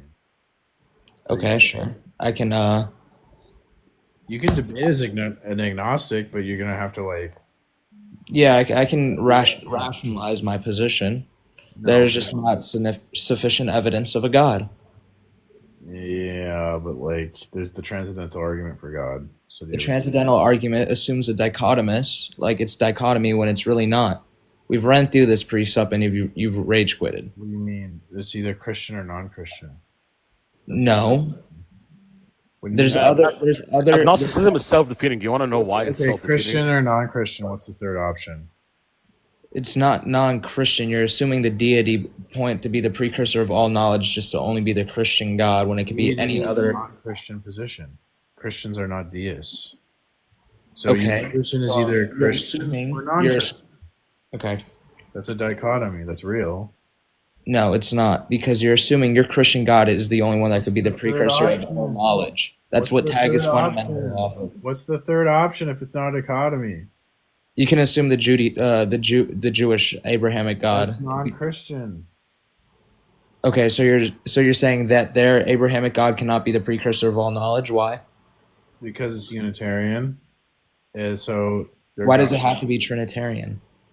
Because if your God's Unitarian, then distinctions are impossible. Okay, so like you can be singular, no? The one and the many, right? Precept. You need the one and the many, yeah.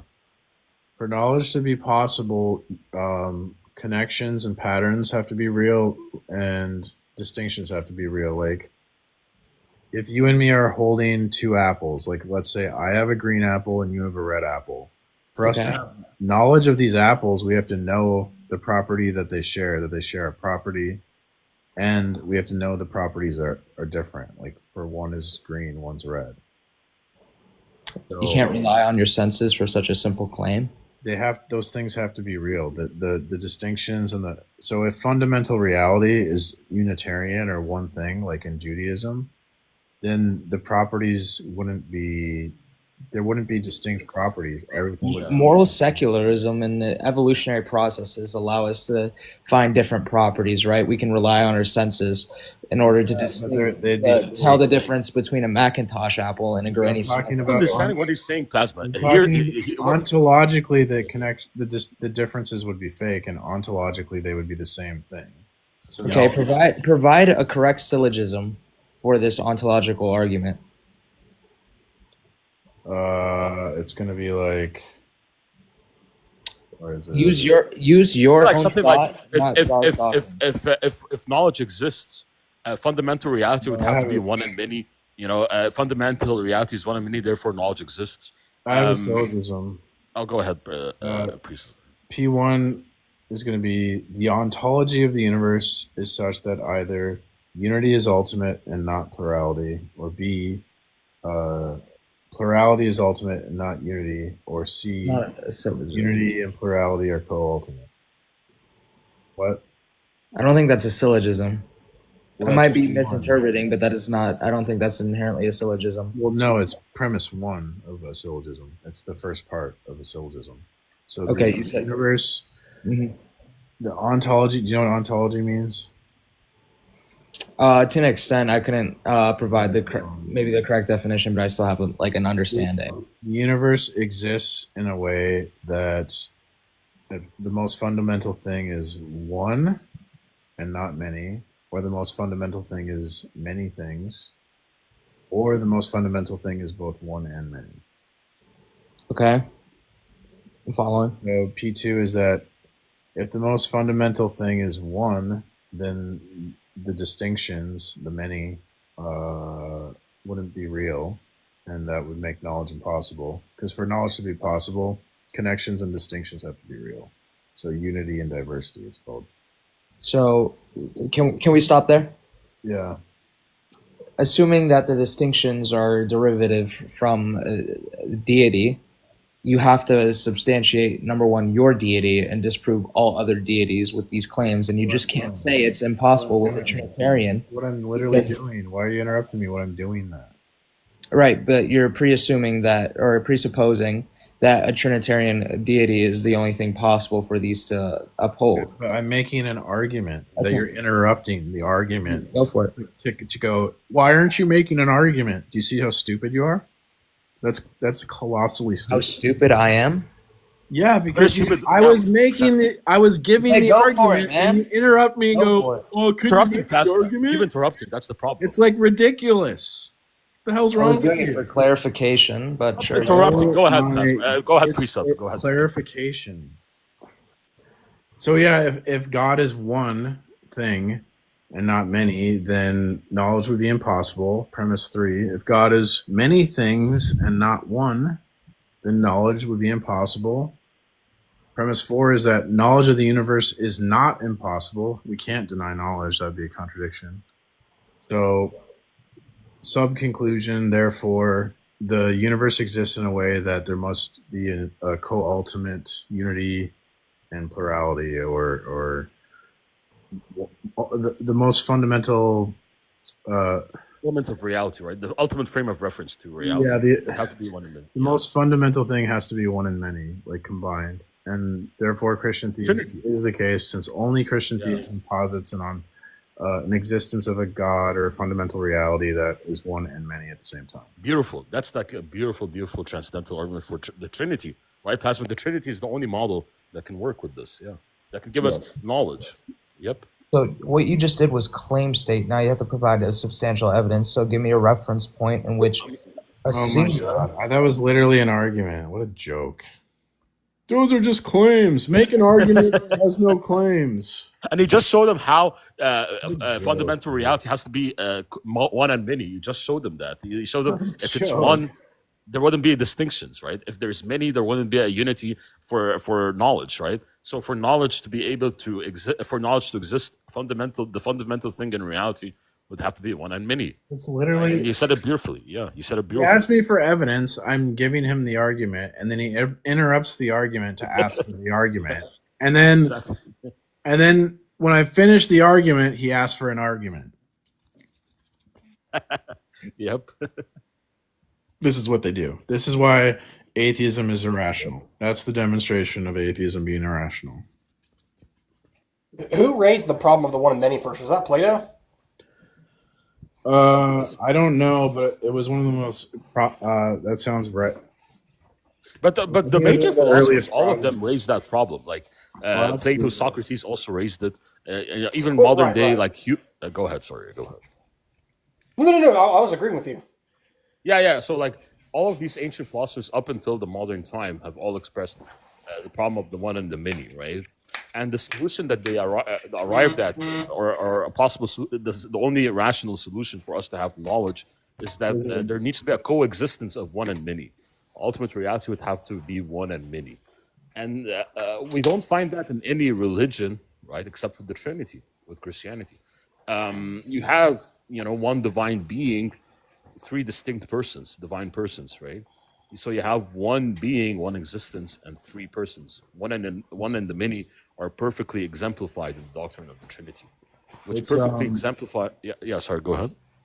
It looks like it's one of the oldest problems in philosophy. One and the many, it's one of the oldest. Yeah, it's a It's very old problem. attributed. It's attributed to the pre-Socratics, like Thales or Thales, Annex. Annex. I don't even know these. I can't pronounce these Greek words, but it's not Plato. I think it's so. What pre-Socratics would that be prior to Plato? Pre-Socrates? Well, yeah, it's pre-Socrates, but isn't Socrates? Plato's a student of Socrates, right? So pre-Socratic would be prior to Plato. Oh, I thought it was vice versa. That's why. Okay. Look at what Plasma's saying, Priest. Plasma, stop with the lies. Precept destroyed you. Stop saying you're clutching so bad. You didn't even know how to provide a rejoinder to what Precept was saying. I gave you an argument, dude, and you just kept Exactly. an argument. Yeah. Like, do you guys have a favorite argument outside of transcendental? Like I know what you guys are saying when you say that transcendental is the strongest, but like, is there one you guys hold to, like ontological or contingency? No, if I'm not doing transcendental argument, I do like an emotional argument, or like I have this argument about how like Frederick Douglass was a Christian, and Frederick Douglass was pretty cool, so you should be a Christian. That's another argument I like. Also, like, you could do like, I mean, the thing you should know is like the transcendental presuppositional approach. We believe it's biblical, right? The Bible talks about us having knowledge of God, right? And without God, there wouldn't be any knowledge, right? And it says that the biblical scripture everywhere says that we already know that God exists, right? It's in our heart and stuff like that. And also like Van Til and people like in the Reformed tradition, like Calvin, Van Til, and Plantinga, they all agree about like the sensus divinitatis, having a sense of divinity, which is a set of cognitive faculties that provide us with beliefs that make us know that God exists, basically, right? That doesn't require any arguments or evidences or any of that stuff, right? And that's the whole Reformed tradition is based on, right? Which is very much scripture. I think like the precept approach to apologetics is the biblical approach, right? And so, yeah, that's one of the main reasons why I do I adopt this approach. I think it's biblical, and I think it makes the most sense, and it's the most coherent, right? And yeah, I mean, epistemologically speaking and metaphysically speaking, we need God for knowledge. And without God, there can't be any knowledge, right? I need to do some teaching. Oh, sorry, Precept. What are you gonna do? I need to do some teaching to the chat. Oh yeah. So they're having this confusion between the difference between arguments and evidence. They're saying that arguments are not evidence. Okay. By the way, when I talk, when philosophers talk about evidence, a lot of times they're talking about propositional evidence, like a syllogism, like propositions with a conclusion, right? Premises with a conclusion, that type of thing, right? Yeah, so we don't need that type of propositional evidence, right, or inferential evidence. Like we don't need to infer God's existence, right, from a set of premises and a conclusion. I don't know. Well, I don't know what you're saying. I'm not sure what you're saying. We would prove. Oh, I don't know. Like Planting, for example. I'm trying to talk. Oh, so are you talking to me, Precept? Or no, I'm trying to talk to the chat. I'm trying to talk. Sorry. Okay, yeah. So the the chat is saying that arguments are not evidence, right? So they're saying that the argument I presented is not evidence. That's what they're implying. Evidence, because evidence means like propositions with premises with a conclusion. That's how metaphysicians and logicians construe evidence, right? Or arguments. There's technically a difference. So evidence is going to be like the raw information or facts, like the fingerprints at a crime scene or data from a scientific experiment. That's the evidence. And so the argument is how we interpret, connect, and explain that evidence. Like saying the fingerprints match this person, so they were at this scene. So without the argument, the evidence has no meaning. So arguments, they give the context to the evidence. Without arguments, evidence is just a pile of unconnected facts. But precept, notice, like, for example, when we're talking strictly metaphysics without invoking science, right? Like, for example, in the philosophy of mind, all they talk about is metaphysics, right? Like metaphysical stories and stuff like that about certain aspects of the mind, right? In that scenario, I think like arguments and evidence is basically the same. When they argue sorry. Technically, they aren't the same. Arguments contain evidence, and arguments give context to evidence. So, like, imagine we have evidence. Okay, so one evidence is we have a half-eaten sandwich. Okay, that's one evidence. Another evidence is we have a trail of crumbs. Okay, and then our third piece of evidence is a sleeping dog. These are all pieces of evidence, but by themselves, it doesn't tell us anything, right? So we need an argument to make sense of them. The dog ate the sandwich and fell asleep. So the argument connects the dots and explains what happened. Without exactly. The evidence would just be random details. Someone was saying metaphysics isn't real. Well, that's the position they say, because they can't justify metaphysics, so they just ignore it. But we're able to justify metaphysical claims because they're revealed by God. That's why revelation is important to the transcendental argument for God. Because also, when you say like metaphysics isn't real, isn't that like a metaphysical claim? Yeah. So it's self-defeating, right? To try to deny metaphysics, right? In a way. Yeah, it's a contradiction. Metaphysics is reality apart from how we experience reality. So it's something that like humans don't have access to. And so when we make metaphysical claims, we're not really justified unless like God reveals this stuff to us. That's why we say that philosophy and science are impossible without God's revelation, because both philosophy and science rely on metaphysical claims that they can't justify. You know what's funny is that in the biggest field in philosophy today is like the philosophy of mind, right? That philosophy, the philosophy of mind, where you discuss things like property dualism, substance dualism, reductive physicalism and stuff like that, right? All of these theories of the philosophy of mind, they never invoke any scientific theory. It's purely metaphysics, right? And that's the biggest field in philosophy today, right? And it's purely metaphysics. So I laugh when people try to deny metaphysics. Like the biggest field in philosophy actually is purely metaphysics, right? So I thought that they ignore metaphysics in philosophy. I don't know. No, in philosophy of mind is all metaphysics, right? Like if you look at David Chalmers, who's the leading philosopher of mind, right? His property dualism, he only provides like metaphysical arguments for property dualism, for example. I'm not sure. There is no invocation of science. I don't know really much about philosophy, but Van Til said that like, modern philosophers sort of ignore metaphysics, and Bonson said that too. That's true, but I think Oppie ignores metaphysics, and Ryan Mullins ignore metaphysics. But that is true.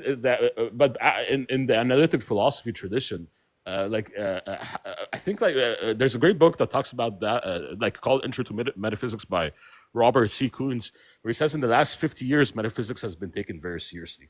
Before 50 years, it wasn't, but in the last 50 years, it has been taken very seriously. There's a whole field called the philosophy of mind, right? A philosophy of mind that's only metaphysics. Like if you look at their argumentation. If the rest of philosophy doesn't take it seriously, then that means that largely they're ignoring it, right? If they only care about it in like one field, or like a couple fields. Most of the philosophers ignore it and they just do analytic philosophy.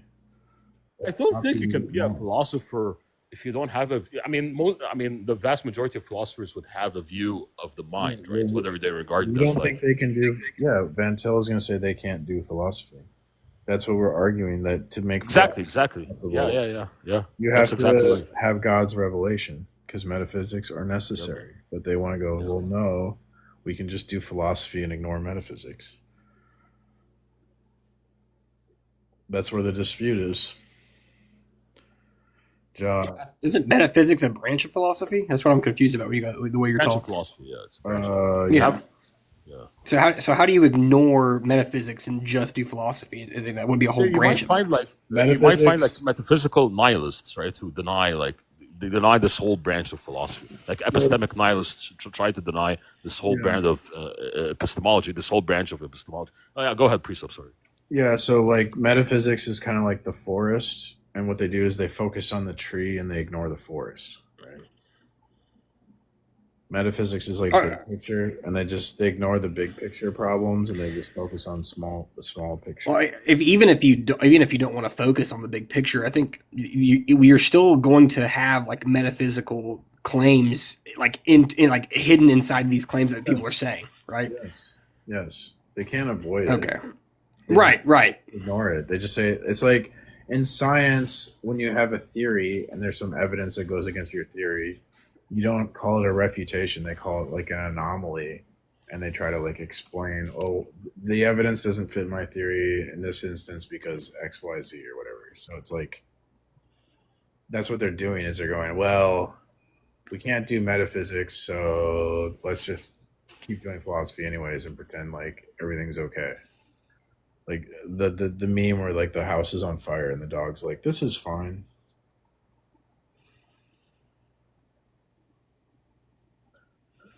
That's like modern philosophy and science. They just ignore all these like problems. Like science has the problem of induction. Big problem. They just ignore it.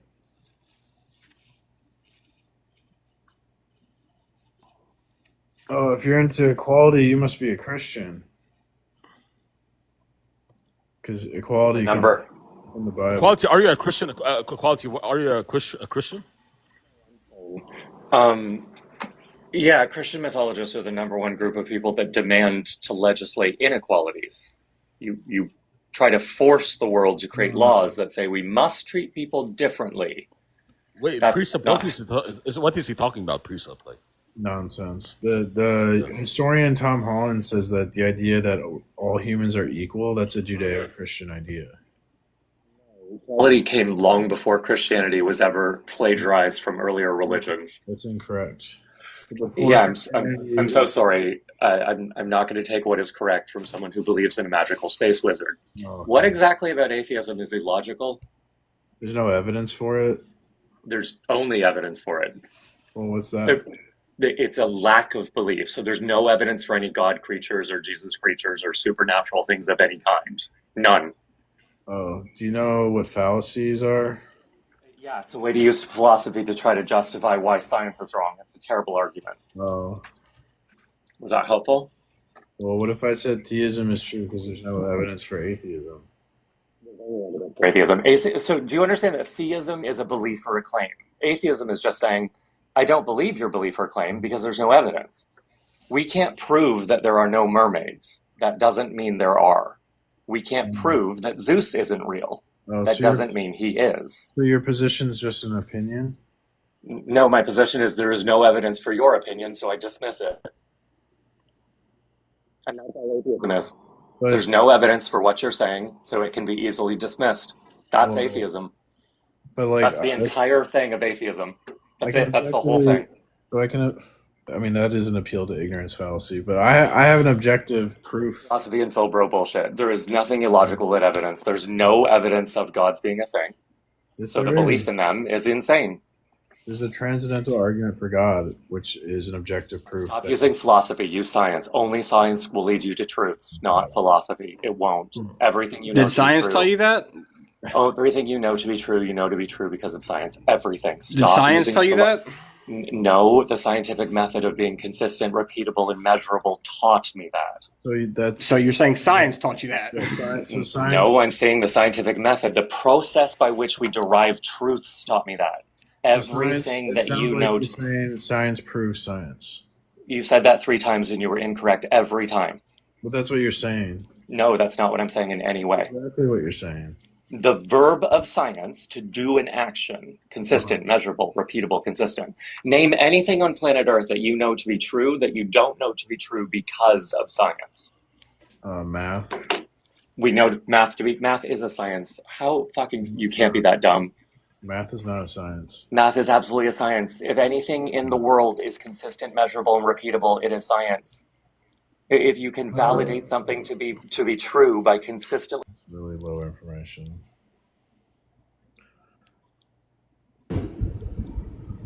Oh, priest up, where'd he go? What up? Well, I only have I try to just have one person at a time. Oh, so did he leave or did you kick him? No, I kicked him. Ah, man, come on, that's bad faith. Disruptive, and he wasn't listening to Precept. Absolutely. Oh, he was just honestly, I think Precept was having trouble answering any of his questions. Oh, his claims. Okay, stop it, all right? Yeah, I mean, I guess I would just ask the same question. Then, can you name something that's about your religion that is repeatable and measurable and consistent? We don't believe in scientism that all knowledge is derived from science. That's self-defeating. Scientism is self-defeating. Yeah, Okay, go ahead, so Precept. by your own logic, then all religion is accurate, including non-Christian. Well, Christianity is proven. So God isn't just a fact, right? We're not arguing over a fact. God's like a system. So we prove God the way we prove a system, which would be and how is that exclusive to Christianity? How is Allah not a system, right? You need fundamental. Yeah, go ahead, please. I'm sorry. Okay. Allah is a system, right? And then we could just show how that system makes knowledge impossible. Yeah, knowledge is only possible. Knowledge is only possible, Colotex, if the fundamental element of reality is one and many, and that can only happen with the Trinitarian theology. Yep. That's completely false. The Trinity means nothing in terms of whether or not God is true. God is irrelevant to this entire debate, actually. What? The Trinity is irrelevant. Whether or not God is one head or three is completely irrelevant to whether or not it's actually That's what my whole argument is. How can you say it's irrelevant? Well, I think your entire argument's irrelevant as well. Then, if you're admitting that, I think you're just admitting that your argument's irrelevant. But that's just a claim. So what? Right, but the same claims that you're making can be made by anybody with a religious belief. That's why it's ignorant, because by your own logic, you're just definitely claiming, the Trinity. You're just trying to find one difference in it, I guess, or one thing that's unique to Christianity, and then saying, well, that's the proof. Do you have an argument that my argument is bad? Well, I'm saying, but your logic leads to all religions being true, but yet you're saying they're not, and it's only Christianity. How is my logic says that you need a Christian Trinitarian God? How is that saying all? No, your logic is you don't require any evidence. There is no evidence, like the previous guest said, for Zeus. So by your own logic, I presented evidence. I presented logical arguments that contain evidence. What's Jesus' favorite color? Heaven. Right. So heaven's not even a color. See how your logic's broken? Yeah. See, so this is a person that you have a relationship, right? But yet you don't know their favorite color. What do they like to eat? Well, Jesus doesn't eat. Jesus stood at the right hand of the Father. Man, he ate. What was his favorite food? Everything about God came into man, right? That's Jesus, right? It was God as man. So everything man did, Jesus did, right? Including except for sin, right? But having a favorite food would be something. We don't just have favorite foods for no reason. I mean, according to your logic, that's from God, right?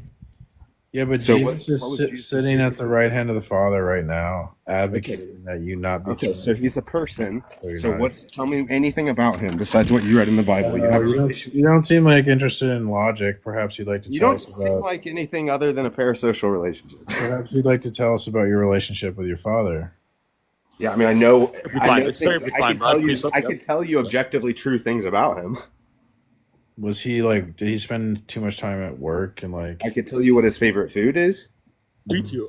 He really It's likes chicken therapy wings. time. You feel like Now it's therapy My time, right? dad's Pre-sub. favorite color is blue, and my dad's favorite colors are blue and orange. Do you think see how like I actually have a relationship with my father, so I can answer these Yeah. questions. You don't have a relationship with feel God like he or deserved Jesus, more so attention you from can't your answer any father? of these Like when questions. you were younger, did you think you needed more attention from your father that you didn't get? Precept, what's the problem with answering the question? How about your Are you mother? unable to? Do Do you you ever? not have an answer? Well, you don't seem to be interested in logic, so I thought maybe you want to do therapy. That's all I'm interested in. That's why I'm asking you Well, you're logical ignoring, but questions. you're ignoring the arguments. I tried to give them to you, and No, you're this is like very much a you're part of the acting debate. like you want You therapy, said not an argument. Jesus is a real person, but you can't tell me anything about him. Sir, I gave you an argument, and then you're basically Tell begging me for one thing about therapy. him. You're begging me for What's his therapy, dude. What's his favorite pastime? Oh my gosh. What's your relationship like with your mother? Yeah, but tell me more about how you don't have a parasocial relationship with Sky Daddy. Do you think if you like forgive your parents, maybe you could accept the truth that Yeah, you're all about avoiding fallacy, but here you are ad hominem. That's cool. I'm Whatever. I'm gonna take off, man, because you engage in bad faith arguments. I'm honestly you surprised. ignored You didn't answer anything. You ignored all. You ignored all pre-sub Mars's arguments. Yep. You ignore my arguments. It's therapy time, dude. Yeah, exactly. What else are we? What else are we going to do with you if you keep on ignoring our We arguments? can't Yep. debate it. If you're just gonna ignore the argument, we can't really debate. So it's therapy. Exactly. Yep. See, the reason you won't accept the argument is because of probably some like issue with like your parents. And I think if you resolve that issue, you could probably see the evidence for God very clearly. See, if we don't forgive our earthly fathers, we can't like have a relationship with our heavenly Father. If you have animosity towards your earthly father, you'll have animosity towards your heavenly Father. It's called daddy issues. So, one of the symptoms is atheism. Welcome, Arn. Hey, how's it going? Doing well. I'm always baffled by the no slavery thing on these Christian TikToks. And I talk to people all the time about this, and I never get an answer. Maybe I'm stupid, but I never get an answer that seems coherent to me at all. No. They always go to other verses. Wow. Like you know How about a as book well as that's I not do the the Bible? Leviticus verse. I'm sorry. How about a book that's not the Bible? Well, I'm talking about most.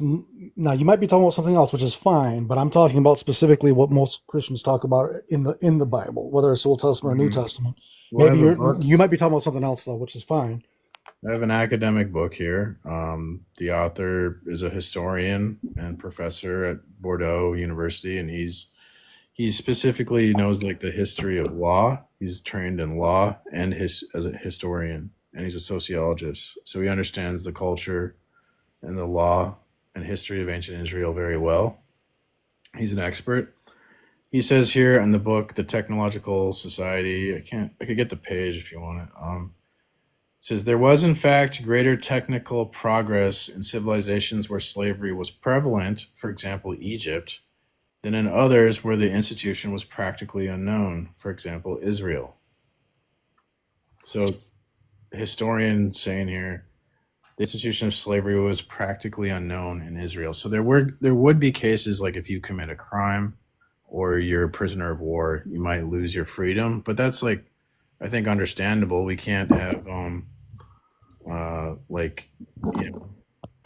murderers running around in society. They have to lose their freedom when you harm other people. So, So I wouldn't really count that against them.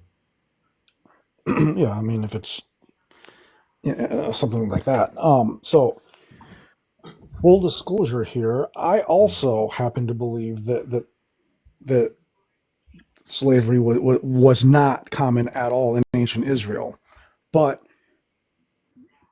see, Christians don't necessarily want to hear that per se, because I don't believe that a lot of the stories and the commands were prevalent practices like the Bible claims.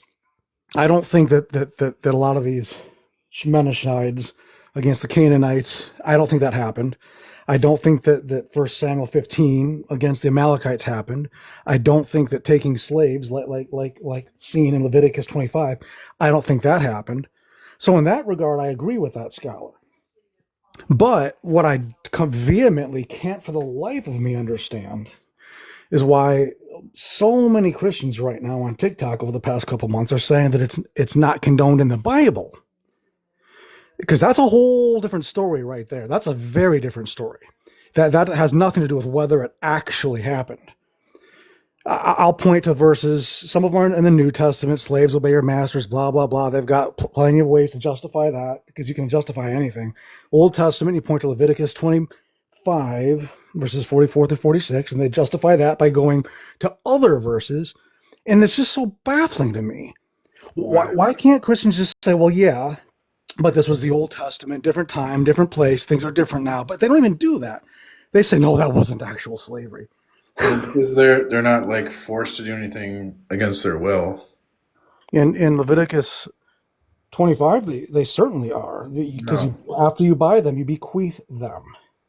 No. That's not them saying, okay, I want to be this person's, I want to be your daughter's property after you're unalive. Who are they buying them from? In Leviticus 25, it's the foreign nations around them. No. Read it. I just quoted the passage. Where's the slave market? It's from the nation.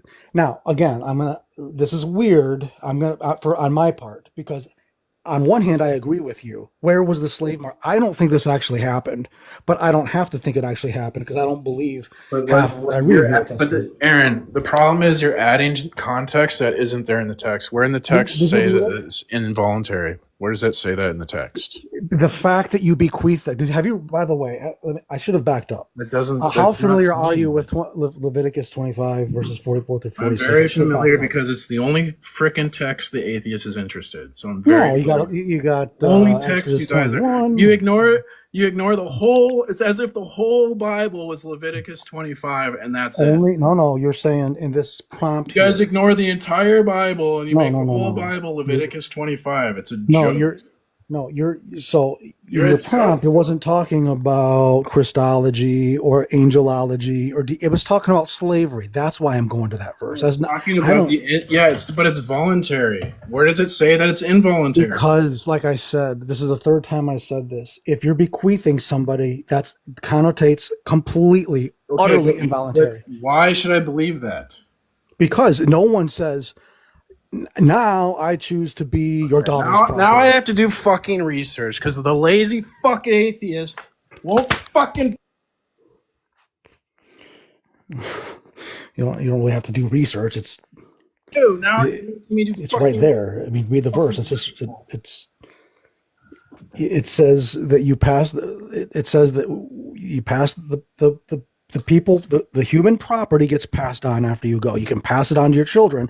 They're in your house. And there's do you realize there's also a verse that talks about the master only has daughters. So when the master unalives, they're going to pass the property on to the slave. How do you explain that? To the men, to the husbands. It's kind of sort of similar-ish because you're passing yes, property. Yes, your daughter could be seen as property, but it's not. Excuse me, that's not what I said. It's still passing on. Excuse me, are you listening to me? There's an instance where the master didn't have sons. So in ancient Israel, when the father would unalive, the son would inherit the estate. The daughter would not. Right? That's how they did things. That was their culture. Sure, I thought you were talking about how they could. Okay, so there was a family where there was no son. There was daughters, but there was no son, and there were slaves. And the slaves were going to inherit the estate. So how do you square that circle? I don't know. That's a human being getting property. That's a human being getting property. I don't know, but it. How does a slave? I'm just so baffled the by state people of the mass. Excuse me. How does that make sense? That wouldn't the daughter get the? Why does a slave get treated like a family member? Why is this happening? How does the slave get treated like a family member? Don't you understand what? Are you listening? There's the slave's going to inherit the estate when the master dies, even though the master has biological daughters. How do you explain that if they're being oppressed and treated badly? This goes back to my original point about going to different verses. The Hebrew slave laws allowed that. The Hebrew slave laws allowed them to have a year of jubilee. The Hebrew slave laws allow the property stuff. Blah, blah, blah, blah. He doesn't know what he's talking about. What a fucking asshole. So now I have to do research because this fucking jerk off. God.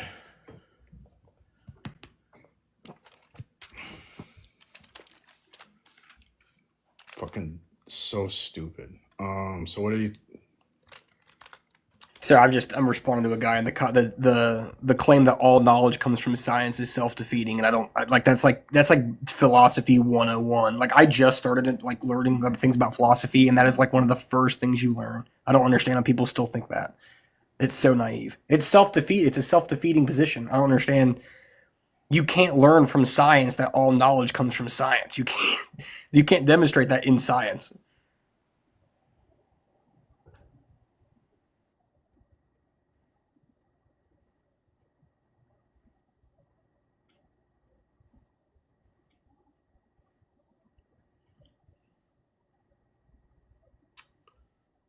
Can't even find what he was looking at. What is he saying? Oh, facts over feelings guy? The bequeath. Oh, bequeath means it's involuntary. Temporary residence among you, clans. You can bequeath them to your children. Okay. So he says this proves it's involuntary.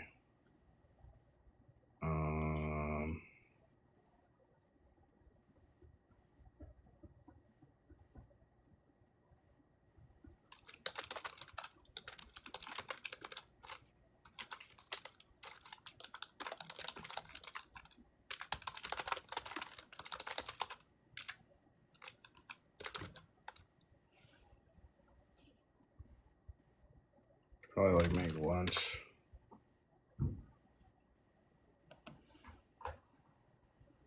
Let's see here. What does ChatGPT say? Bequeath them to your children, and after you inherit as a possession, you can make them slaves for life, but you must not rule over your fellow Israelites ruthlessly.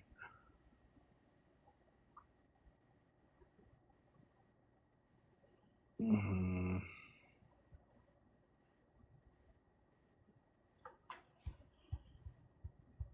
Blah, blah, blah.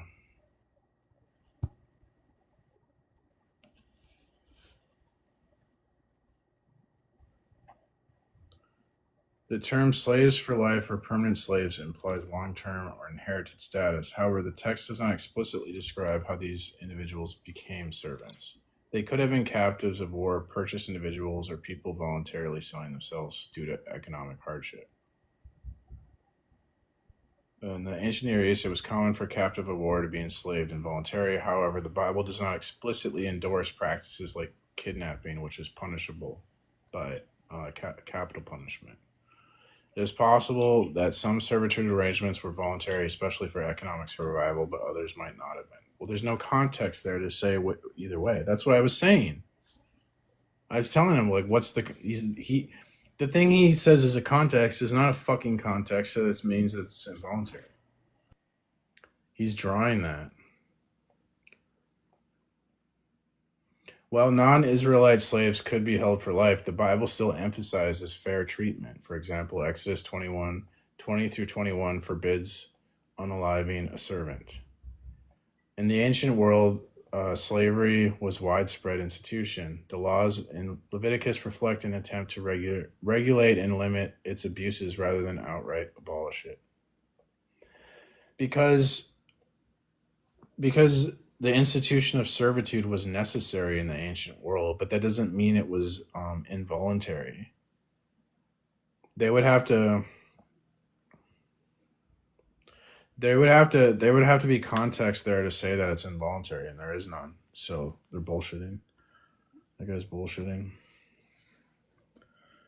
Like I said, Big surprise. I was right, and the TikToker was goofy. I know, it's shocking. Dr. Quantum. Hello. Hello. You're back. I'm back. Good to see it. Trump saved it. Yeah. Do you think, just a different question, what do you think Jesus would think of Trump?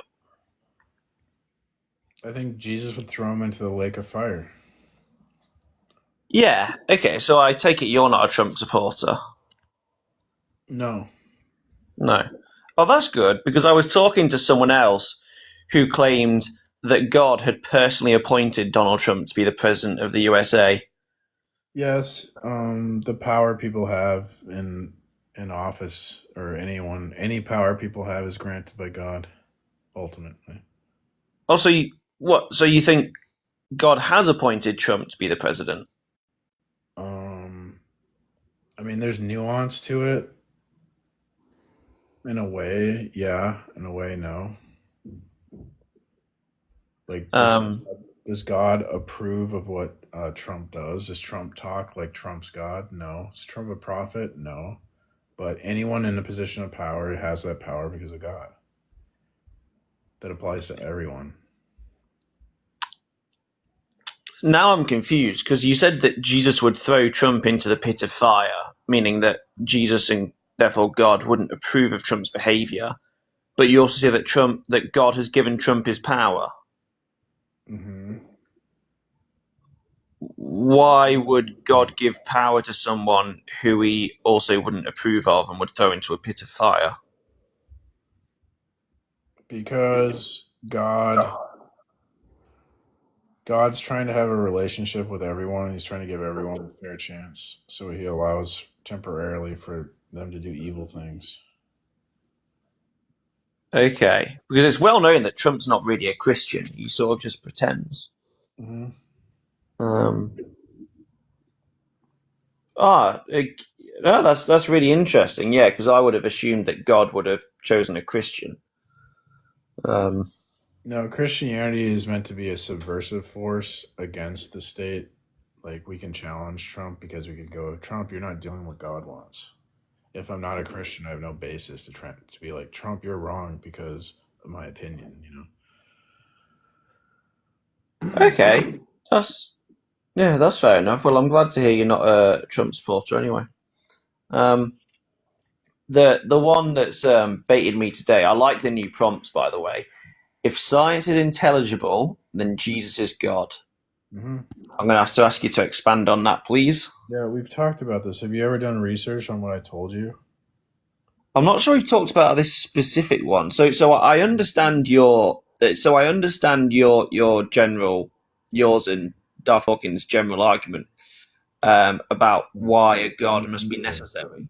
What I don't understand is, and I can't prove or disprove that the universe was created by a God. I really don't know what Jesus has anything to do with it. If I accept your argument that a God must have created the universe, I don't see anything that says it must have been the Christian God. Because it has to be Trinitarian revealed in creation mystery. Why does it have to be Trinitarian? Because reality, fundamental reality is either like one thing, many things, or like a combination of the two. Okay, so why does that? Well, I don't understand what that has to do with it having to be a trinity. For knowledge to be possible, distinctions and connections between objects have to be real. But if like, so that sounds like some words, but can you unpack that for me? Because I don't really understand that. I don't really understand what that means. Okay, let's say you and me are holding apples. Like, I have a green apple and you have a red apple. So for us to talk about those apples intelligibly, there has to be a property that they share, like that they're apples. If we couldn't put them in a category and analyze them that way, then there's no, what are we even talking about? So there needs to be categories, connections. they share the same property. The property is called appleness or whatever. So then also there has to be different properties. Like my apple's green, your apple's red. So when I talk about my apple, we know what apple I'm talking about. If there's no differences in properties, if they're just the same, then if I say my apple, like how would we know the difference between my apple and your apple? There'd be no difference in property. So the to talk about anything intelligibly, like the differences in objects have to be real, the properties, and the connections between objects have to be real. The way we group them, and both those things have to be real to have knowledge. And so, if fundamental reality is one thing, then the connections are real, but the distinctions are false. And if fundamental reality is many things, then the distinctions are real, but the connections are false. So both of these options make knowledge impossible. So only if one and many, unity and plurality are co-equal, combined into a Trinitarian God, could we have knowledge.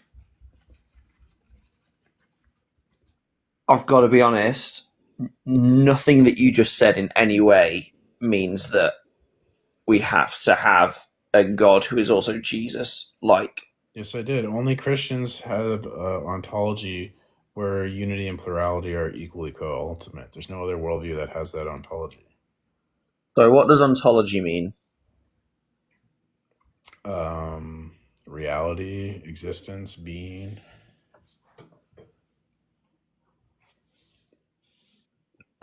So you need God to also be Jesus for us to know the distinction between apples. Anything, yeah. For that to be real.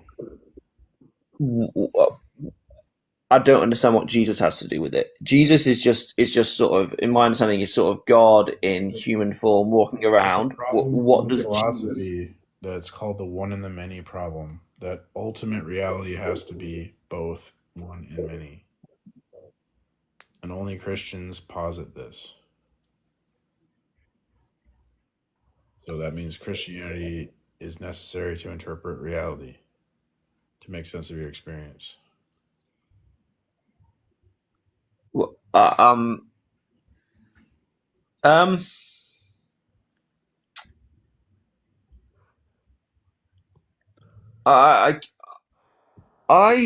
This is not meant to be sound arrogant, but I consider myself a fairly intelligent person, but I'm really having trouble understanding why anything you're saying relates to Jesus in any way. Yeah, Jesus revealed himself as the Son, the second person in the Trinity of the Godhead. So unless he does that and reveals himself to us, then we don't know God. And if we don't know God, then we don't know anything. God's necessary, that knowledge is necessary to know things. Why couldn't God just reveal it himself, though? Why was Jesus required? You're too dumb to understand arguments, dude.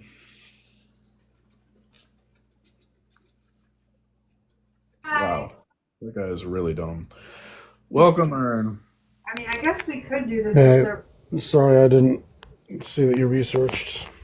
What did you find on that?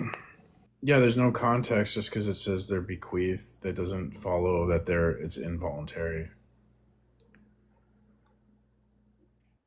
All right, that's fine. I'm still baffled. If that's you're just like making shit up, gaslighting and bullshit Christian. You get off on gaslighting Christians, you piece of crap.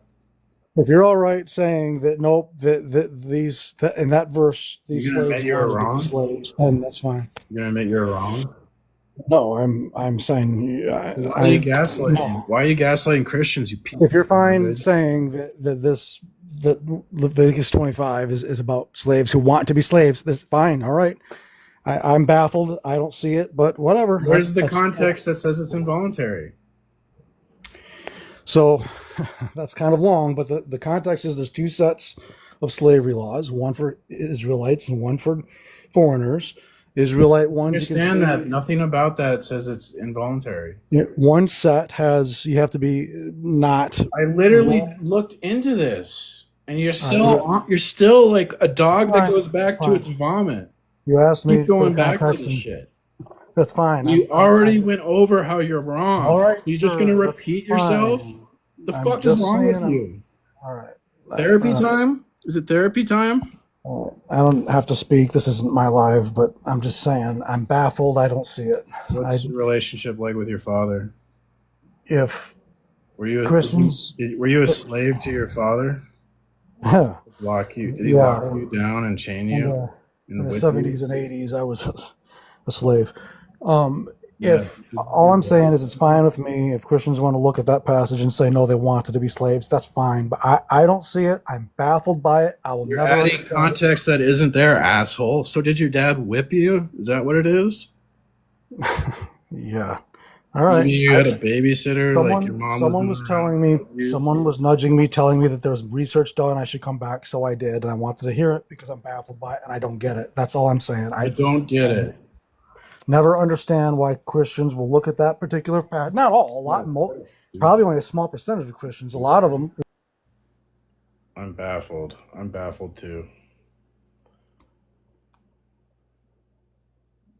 Why'd I kick you? Because you're being like purposely stupid, dude. You're being like really dumb. You're trying to provoke me by being dumb.